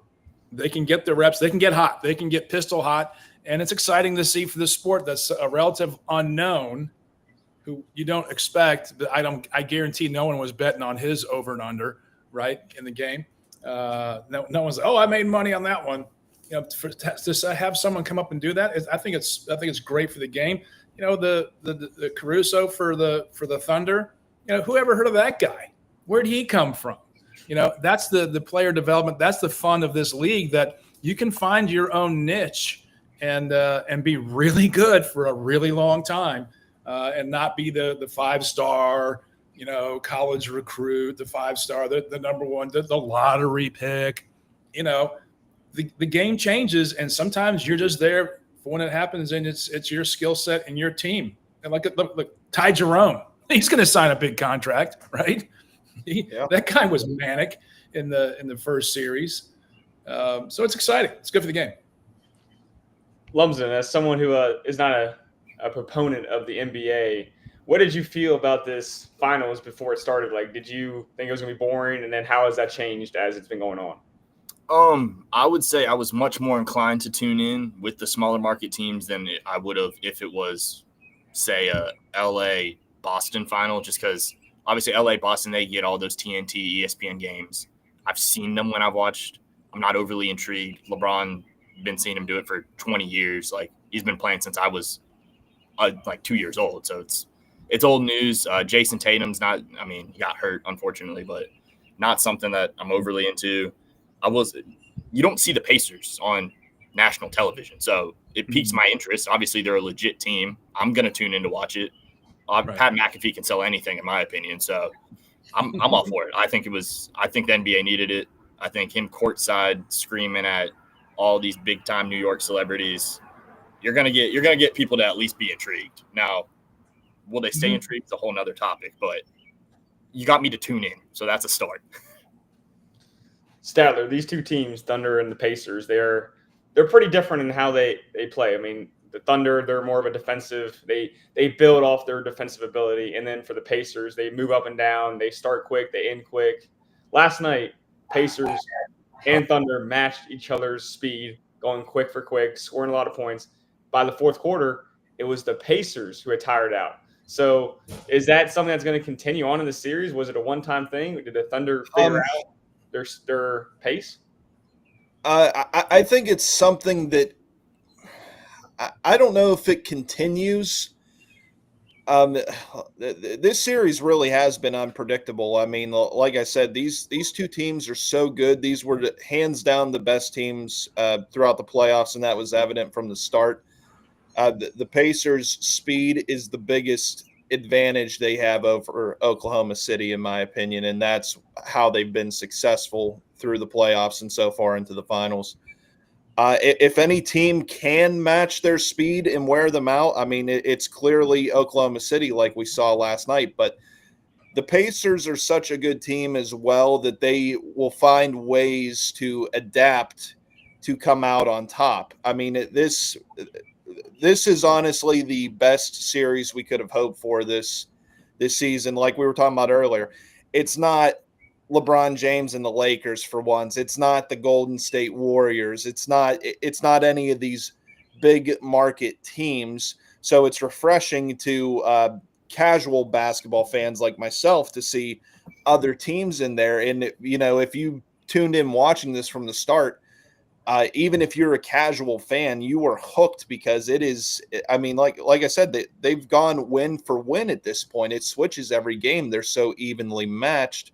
So I think it's a great thing for basketball. Whether or not Oklahoma City continues to match the speed of Indiana, who knows? This series has been unpredictable so far, and it's not going to start being predictable now. But it's a great, exciting series to watch. Yeah, picking up on that, if I can, the local Starbucks here, the early birds, the 5 a.m. crew. One of them was assistant coach to Doc Rivers when they won the Celtics in 08. And he was a head coach at Richmond and I think Washington State. Great guy, Kevin Eastman. He does now motivational speaking and stuff, and he goes and talks to all the different programs in the country. And so every once in a while, we'll just geek out, and I'll feel like I'm talking to an NBA coach. And I'm like, and I'll call him Coach. I say, hey, Coach, I'm trying to follow the NBA. This is months ago. What am I not seeing? Why is this game, not the stars, because we're talking about the athletes here. Tell me about the game, why the game should be so compelling to watch. Like, what am I missing that you, as a guy at that level, see? And he says, these guys are so smart and so fast that it's mind-boggling how good they really are. And I think, getting to Brendan's point, when you are able to pull back and go, okay, it's Oklahoma City and Indiana. I have nothing of it. There's no emotional attachment to either of these two teams, right? Now, I've been to 2 NBA Finals games in Oklahoma City 13 years ago, and a friend of mine had a suite there and all that kind of good stuff, and it was fantastic. It is Loud City. It's a great place to see a game. But what's the compelling nature to actually watching next year the game? To Matthew's point, if it's Boston and LA, okay, these guys again. But what about the game is so compelling? And it's just how these athletes are just so daggone good at what they do, and so fast and so strong. Yeah. I think this topic is a good topic to have because the NBA is in a really good place right now where they have small market teams that are starting to build. You got Orlando with Paolo Banchero. You have Houston, who's on the cusp of making it far playoff run. They are here to stay. You have the Milwaukee Bucks, even though they have been around for many years now with Giannis, they are still a small market team. So you have all these teams that are starting to build. You no longer have the Golden State Warrior dynasty or the Miami Heat dynasty with LeBron James and Dwayne Wade. You're starting to build more teams up that have one or two guys, and that's really good for the league. And like, look at the Pacers and the Thunder. They really only have one true superstar each, in Tyrese Halliburton and SGA. But then you have the Miles Turner, you have the Williams. So you have guys on each team that are the supporting cast. And so far in this series, correct me if I'm wrong, gentlemen, but sometimes it's been the supporting cast that has propelled the winning team. Yeah, absolutely. It's like Mathurin, right there. Who's that guy? He made a difference, and I love that about Caruso, right? You know, yeah, Caruso. He has had a lot of development over his own career. I mean, he's a veteran now at this point. He's the oldest player on OKC. I think they regularly call him old guy or unk.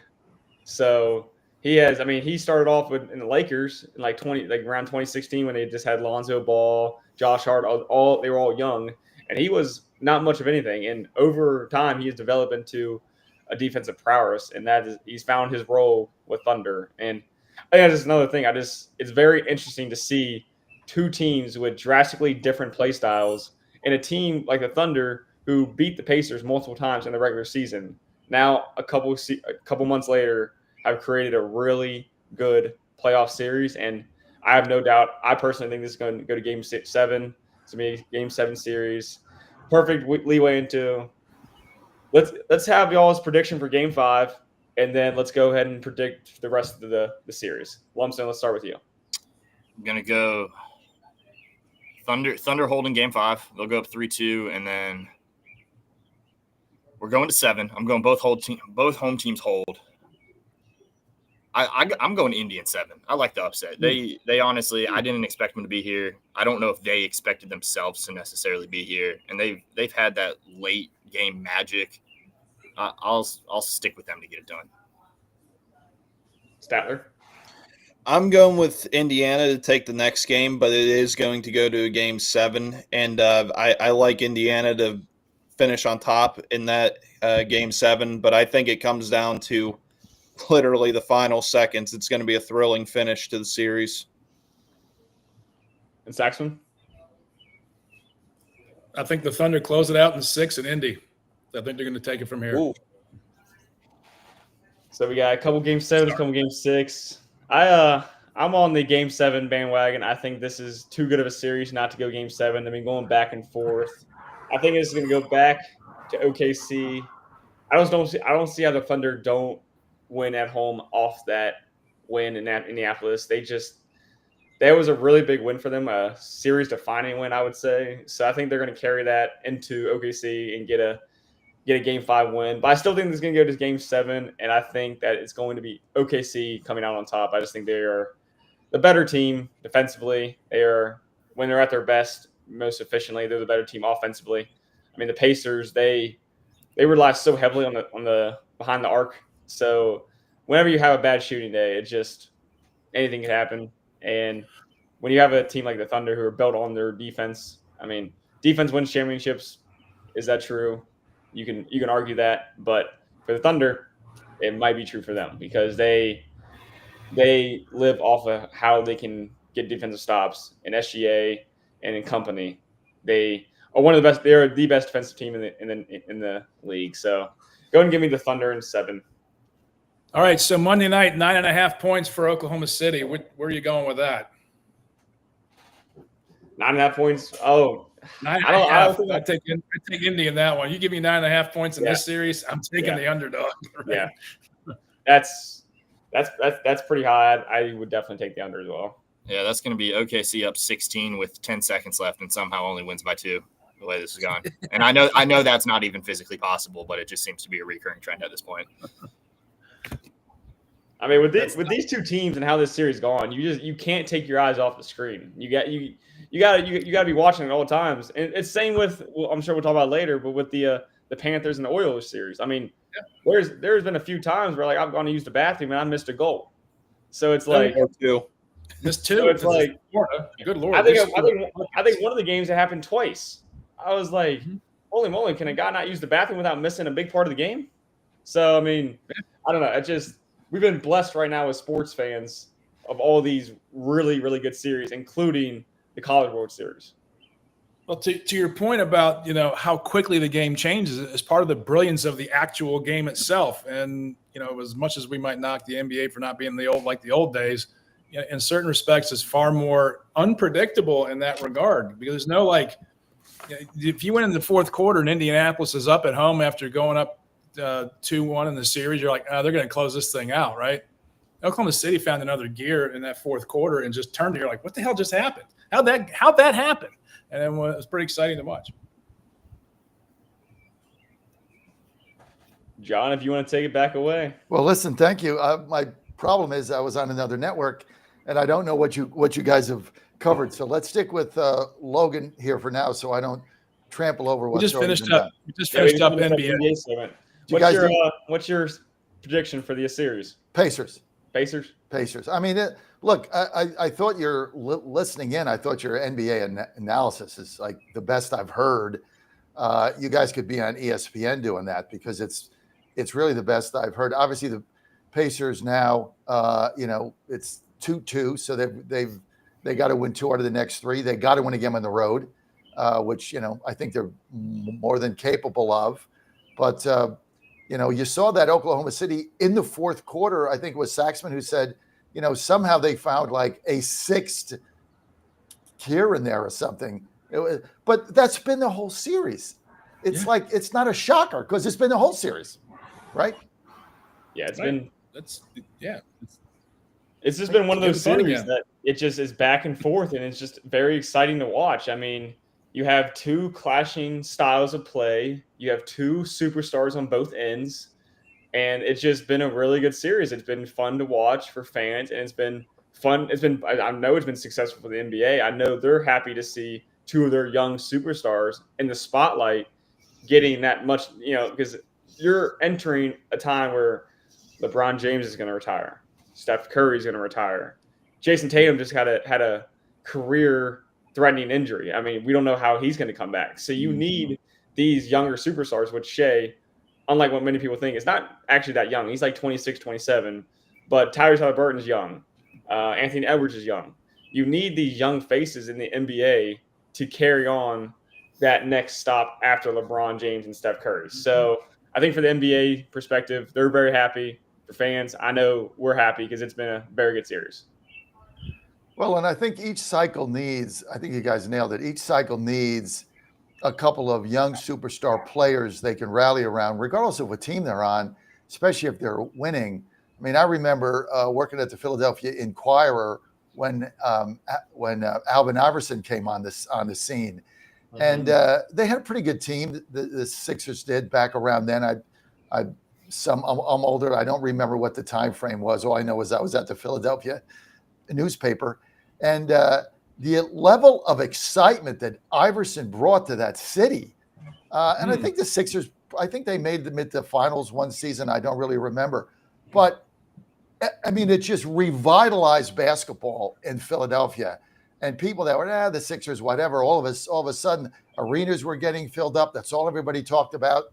I happened to, in the apartment building that I was in, I lived in the same building as he did, so I saw him in the lobby or the elevator numerous times. But that's what you need. You need one of these young, exciting players, and it not only helps the NBA, but it revitalizes a franchise. Yeah, it's exciting and fun for a city. I mean, this is the brilliance of a salary cap and a salary floor for these pro leagues. Look, we're talking about NHL. What are we talking about here? Miami and Edmonton. I mean, Miami's not a hockey town, right? It is now. Yeah. It is exciting now. If you're new to the area, our hockey team's great. And I've never been to a hockey game. What's it all about? And you go to the game, you're like, Oh my God! Right. I've been to Oklahoma City, seen games there, and NBA Finals games there in Loud City. What it does for a community, a state is very important, and we just can't leave it to the Bostons and the LAs of the world and the New Yorks of the world. Yep. And because it's like, why would I care? I'm sick and tired of watching these guys just because they have the money. I mean, read the room, read the zeitgeist of the times, folks. This is our populist era in which we live, and people want to spread it around and see different teams. Yeah, there's no doubt. I mean, you look at this. The whole hockey season has been the NHL has got to get the gold star for how to figure out this. How to just figure out the league. They have the best salary cap. They figured that. Now they have the best way to do the draft. I mean, how the NHL executives got this. I wish I could take the whole NFL executive team in New York and put them in MLB and fire those guys. They'd revitalize baseball, because what they've done for hockey. I mean, they have this thing figured out. The season, the competitiveness in the season was incredible, and here we are all fired up about what Edmonton and Miami. There's no Boston. There's no Philadelphia. There's no legacy teams. There's no Canadians. There's no Habs. I mean, there's no Penguins. It goes on and on and on.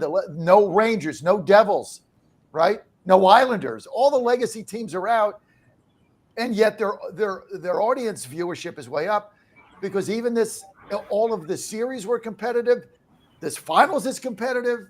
And, look, a lot of people want, Florida to win because they don't want a foreign team to win. I think Edmonton winning this thing is going to be a great thing for hockey. I might be the only guy in the U.S. saying that, but I think it's going to be a great thing for hockey. Yeah, I love Florida as a team, as an organization. I think they're great at it. But when I saw Taylor Swift and Kelsey at the game the other night, I'm all in for Edmonton. I can't do this anymore. Yeah, that hurt a little bit. Can't do it. But I mean, you look at the Oilers. I mean, they had the game won, then they blow it in the final. What was that? 15 seconds or something, and it goes overtime, and you're like, they're done now. In that, I bet the Oilers, so I turned it off. I'm like, I'm going to bed. Another loser here, right? I just turned the thing off. I couldn't believe it. I wake up and I see, they won in overtime. I mean, they were done. How do you give up a goal with like 15 seconds to go to tie the game and then come back in overtime and win? How do you even do that? How do you blow a lead? At home. Yeah. I mean, they blew that lead. I'm like, whatever. So we got a MyPillow break. We got a MyPillow break. I tell you what, I slept on my pillows last night. I got the MyPillow. I got the pillows. I got the Giza sheets. I got the mattress toppers. I got the towels. Right now, sitting here in the studio, I've got my MyPillow slippers on. So I just got it all. Look, it's a great company with great prices. Giza sheets right now. Check this out. Giza sheets. These are silk sheets, like sleeping on silk. They're gorgeous. They feel so good. $49.95. $49.95. Any size, any color, anytime. $49.95 until it runs out. Michael Lindell, like him or not, he runs a cash business. There's no middleman. There's the product, and there's us. That's it, right? So right now, go to MyPillow.com, promo code Godzilla. MyPillow.com, promo code Godzilla. You're going to get some of the best deals out there. Don't deprive yourself. Get the slippers, man. They're so comfortable. The comforter, oh my God. I die for the comforter. I mean, I travel with my pillow. I don't want to sleep on those hotel pillows. I can't stand them. First thing I pack is my MyPillow pillow. That's why I have a big suitcase, because when I get in a hotel bed and I pop that pillow out, take theirs and move to the side, I'm sleeping on air, baby. Go to MyPillow.com, promo code Godzilla. Get all the deals right there, Chris. I love MyPillow, and we just renovated our bathroom, so I'm sure we're going to be buying some new towels soon. So please. Oh, the towels are to die for. You go in the hotels. That's all we have is MyPillow towels. So you go in a hotel. We stay in I stay in like Hampton Inns or Courtyard Marriotts. They're fine places, but when you got to use the hotel towels, it's like, the hell is this thing? Like, what is this? Like, where's my MyPillow towel? I know it's. Go to MyPillow.com, promo code Godzilla. So who's going to win this hockey thing, guys? tough to predict now. It is back and forth. Well, Matthew, I know you're a big Oilers fan. I mean, what do you give us your analysis as an Oilers fan right now? Stuart Skinner's on the bench, so the skies are blue. The sun is out. It's glorious. We're going back home. We stole one on the road that we had no business stealing. It's right back to where it should be. It's a best of 3, 2 in Edmonton, Skinner on the bench. We got the best 2 players on the planet. It's a glorious time to be an Oilers fan. What were you thinking when the Panthers couldn't get stopped? They got out to 3-0 lead. They were scoring at will. What was going through your mind? So Edmonton went down 3-0 and the TV went off. There was a lot of words said that I could not repeat on air. Frustrations hit an all-time high, and then sure enough, it's 3-3. My dad and my brother are texting me. They're like, "Hey, got it back on." I was like, "Well, I could put it back on, but that didn't work the first time, so I didn't even watch the end of the game." I was like, "You know what? We're gonna see what happens." I'm superstitious.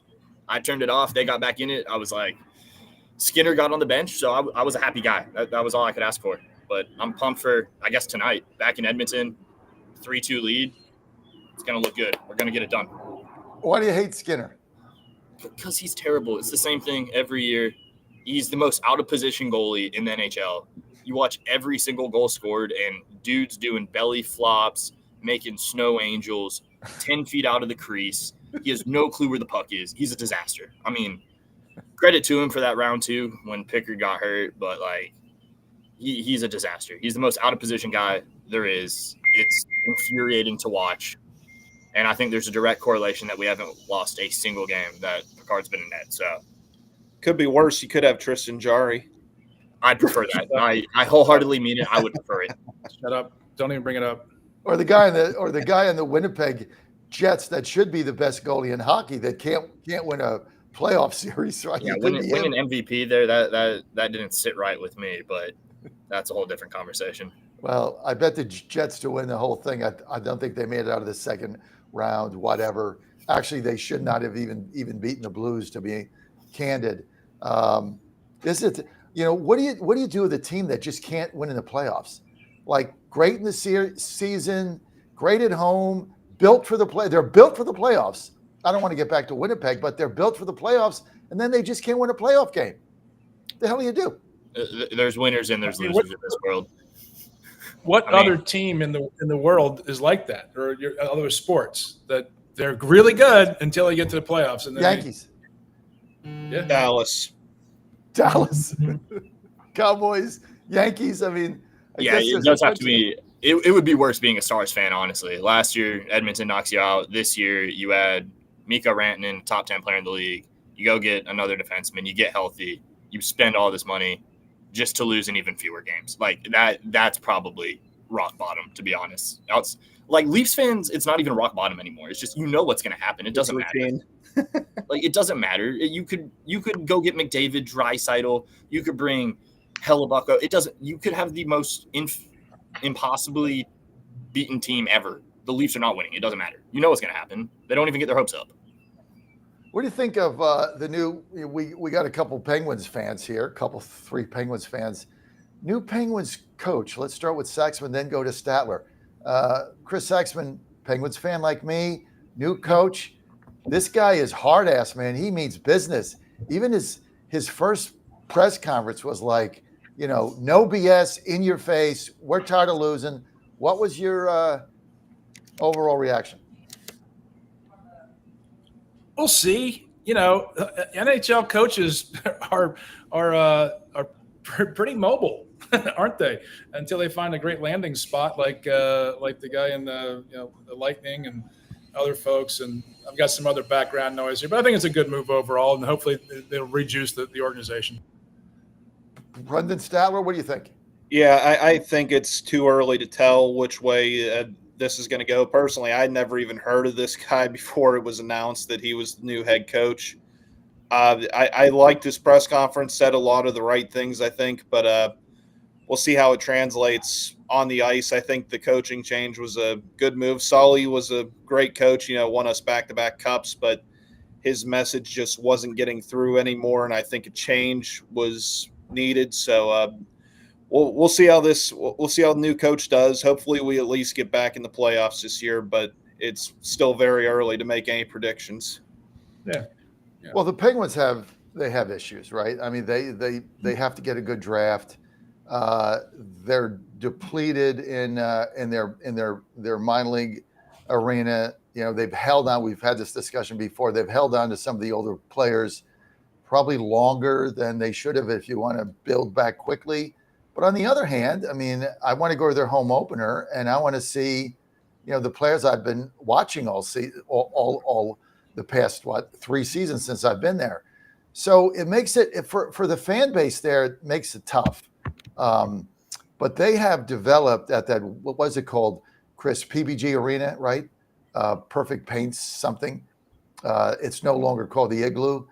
But if you go to a Penguins game, they've created, I think, just a spectacular hockey atmosphere. I mean, if you've never been to a hockey game and that's the first one you go to, you're going to fall in love with the game. There's not a bad seat in the house. The place, whatever they do there with the lighting and everything, it is just absolutely fantastic. So one of the best experiences you're ever going to have if you're in the area is go to a Penguins game. It's so much fun, Chris. Oh, it's great. It's great. So, okay.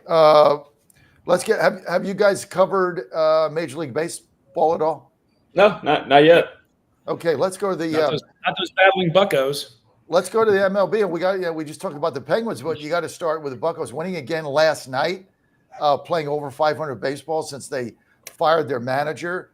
But for somebody like me, that's not a fan, just not a fan. It's fool's gold because it doesn't matter. Whatever good players they have, they're not going to sign them. They're all going to go to other teams. They're not going to pay them. They're not going to sign them. So I guess my question is, if you're a Pirates fan, what's the point?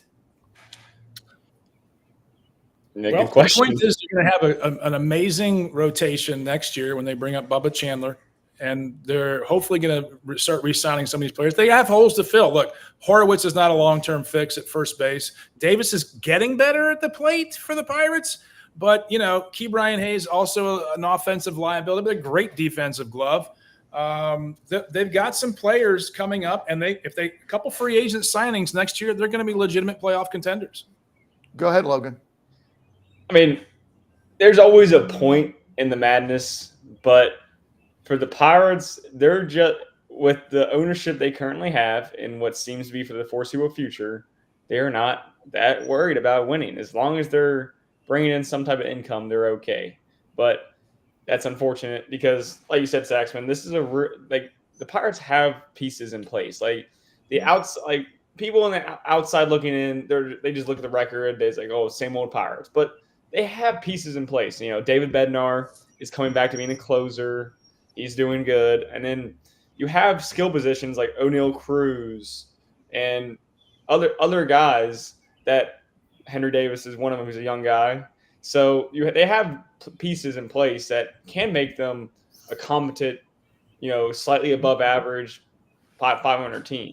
The problem is that the ownership, the GM, they don't spend enough money. They don't want to spend money. So, which has caused them, I think since like 2016 or so, they haven't signed a free agent to more than a 1-year deal. So they're just and one of the problems with this is it's so antithetical to the way Pittsburgh sports teams are viewed by their fans. They don't take years off, and they've said we're going to rebuild this team for 30 years. We're going to restock the bullpen. We're going to restock the arms, and we're not going to try to compete. We're not going to spend the money. That doesn't compute in Pittsburgh. You know, they're out there to win every single day. These are hardworking, blue-collar people. That's been their legacy. And to say, you know, we're just not going to spend in free agency on the offensive side of the game didn't really sit well. It shouldn't sit well. But now they won't have any choice next year but to do so because they'll have such a great starting rotation. Yeah, that's the only problem with the Pirates. You know, when we talk about the Pirates, they certainly have pieces in play where they could be a legitimate contender in the near future. The problem is it all points back to Bob Nutting. year after year. I have zero faith that Bob Nutting is going to handle this correctly in the way that puts a winning team on the field. If we had a competent owner, I would be pretty excited about the Pirates' future, but it's just it's the Bob Nutting way. It's just, we're talking about Paul Skeens yesterday. Paul Skeens is going to be shipped off to the Yankees most likely for two reasons. One, they're just not going to want to take him. They're going to want to ship him off for another prospect to get some cash, the same process they do over and over again. And the other issue is the Pirates just simply can't afford to pay him. So it's just the Pirates are like, they're just stuck in this one spot where they bring all these great players in, let them up their value, then they just go somewhere else. I mean, we basically are a minor league team placed in the major leagues, and a lot of it is because of Bob Nutting, the owner. If we had a competent owner, I would be very excited about the future. But the only solution for the Pirates is to start giving Skeens and guys like Skeens, equity positions, stock in the actual ball club itself. Yeah, give that guy 5% ownership, he might stick around. Well, that's very true. It was interesting, Pirates fans. Many years ago, my direct boss, my direct boss at McClatchy Newspapers was Kevin McClatchy. He was my boss in the 90s. I don't remember time frames, but he left the company. He was the heir of the McClatchy empire, media empire. He left the company to purchase the Pirates, and he became the owner of the Pirates. And I remember he was trying to recruit me to work there because I was his top lieutenant in the media company. And I went and met with him in his office, and I remember asking him. I didn't go, obviously, but I remember asking him, "How are you going to keep good players, right?" And his vision was, we've got to identify them in their first year of eligibility and sign them to long-term contracts. Some of them are going to work out, some aren't, but that's the only way to do this financially. I thought that was a brilliant plan. I mean, he did that for some of the people early on, but then they went away from that. And now it's, you just can't be a fan there because all the good players are going to get shipped away. If you just had a spreadsheet of every great player they shipped out of there, I mean, they would have the Hall of Fame team of all time, guys. Oh God, don't start with me. Yeah. We bring in great players, but we don't keep them. That's the issue. Yeah. All right. Well, I want to get to some other teams. Some of the shocker teams here this season, and we're just going to go down the line quickly. Number one is anybody ever going to beat the Tigers? Not Scooble. I'll be there Tuesday and Wednesday night of next week. American Park.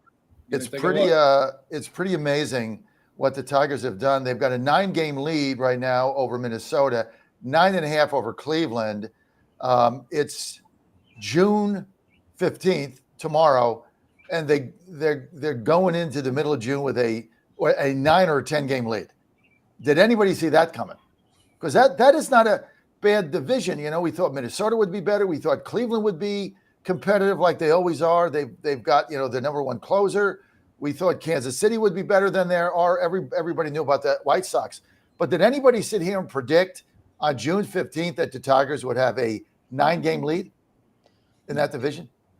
No, and it's not one of the best divisions in baseball, but it's definitely a competent division. Just this year, the Tigers are just in a whole different realm. I mean, Trey Skubal is leading. I love Paul Skeens, but Skubal is the best pitcher in baseball right now, and he's leading the bullpen, and then they're hitting the ball better this year, and they're just playing so much better. And for the rest of the teams in that division, they're just kind of at a stalemate in the just average realm. I mean, you have the Twins and the Guardians both with 36 and 35 wins respectively, Orioles with 34 as well, and then obviously the White Sox are just completely out of it. But for the most part, this is going to be the Tigers division for the entire season. They're not going to lose sight of it whatsoever. They're going to be one of the best teams in baseball, and they're going to be fighting for a World Series. It's great for the city of Detroit, right? You have the Lions, the Tigers, the Pistons are coming back, the Red Wings are back in the playoffs. You got 4 legitimate playoff teams. It's exciting for Motown. It's going to be exciting. Couple other surprise teams, and then we'll quickly get to our best bets of the day. You cannot discount what the Astros have done. I know I'm an Astro fan. You guys want to jump in here, but 39-30, 5-game lead over Seattle. Yordan Alvarez, their number 1 hitter, he's been out since the 1st of May, so he's not been in the lineup. He's not probably coming back until what they say now, end of July, with a fracture in his hand. Could be the 1st of August, sometime after the All-Star break, no doubt.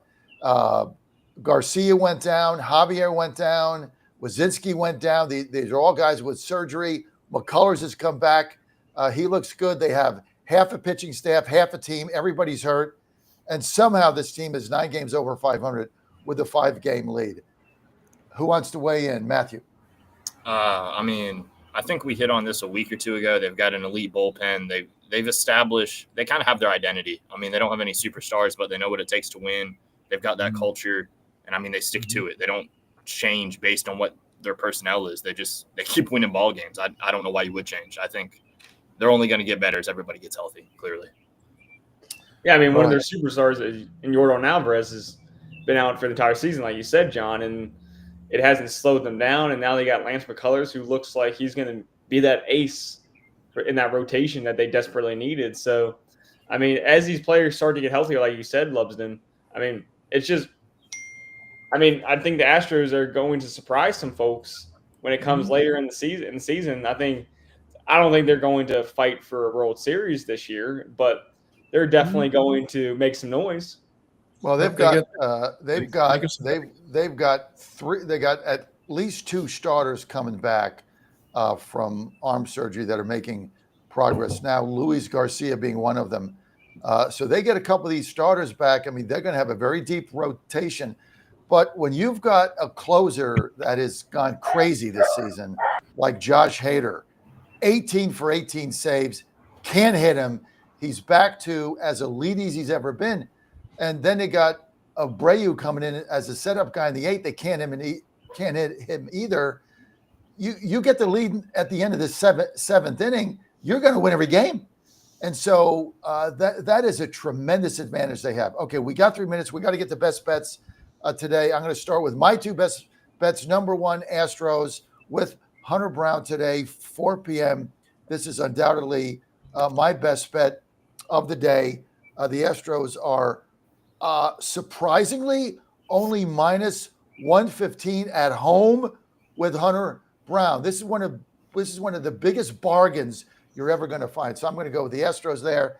And of course, tonight you got to go with Edmonton at home, white out. That place is going to go crazy. There'll be another 25,000 people outside. You got to go with Edmonton tonight. Those are my 2 best bets. Take it away, Matthew. I love that Astros pick. I'm a big Hunter Brown guy, but obviously, clearly, I'm going Edmonton back at home. Pickard and net. I think they get it done. They take the 3-2 lead. And then I like the Braves minus 1.5. Any chance you get to fade the Rockies, I think this is a fantastic get-right spot for Strider. I think they take care of business today. Logan Powell? Yeah, I'm going to go – for my baseball pick, I'm going to go with the Diamondbacks over the Padres. I think the Diamondbacks, they're sitting at 35-34. Padres had a really good start to the year so far, but I think the Diamondbacks are also a very good team. So I'm going to take them. And then tonight, I'm going to have to also go with Edmonton coming home. I think they're going to get that much-needed win at home, and I think it's not a no-doubter, but I'm definitely taking it. Saxman. Take the Cubs to cover the 1.5 and the over. They're gonna come unglued today in Chicago. They're due. That's gonna happen. And I like it. That's my sucker bet for John. This is the one time, John, you want to double down on all your losses and get them all back today. Hey, Matt Boyd's a good pitcher in Chicago, though. I like him on the bump for them. Yeah, and then Edmonton. Got to go with Edmonton at home. They're only minus 108. I'm just stunned. I'm stunned by some of these lines. Hunter Brown's minus 115. He's right now the second or the third. He's the third best pitcher in the major leagues at home, playing a team that's not winning, and you're only laying $1.15. Edmonton only minus 108. Okay, close it out, Brendan Statler. The defending champion Florida Panthers get back into it today and take a game in Edmonton. All right. Anything on baseball? Nothing on baseball. No. All right. I think I'm going to go with Saxman here. I'm going to add a bet. I'm going to add Chicago. If you're picking against your Pirates, you got to have some kind of telepathic insight that's going on. So yeah, the Cubs are good. I'll add Chicago Cubs to my bet. So I like Cubs, Astros, and you got to bet Edmonton. I mean, you just got to bet them. I understand what Statler is saying, but betting is for entertainment. You got to bet Edmonton. Guys, thanks for being with us today on Godzilla Wins. Sorry for some of the technical issues. I want to thank Chris Saxman, Logan Powell. Don't forget the Logan Powell Mountaineer Minute coming up on Monday. Brendan Statler and Matthew Lumsden. For everybody on Godzilla Wins, I'm John Fredericks. Bet responsibly. Any problem, go to 1-800-GAMBLER. That's 1-800-GAMBLER. Up next, golf with Jay Delsing.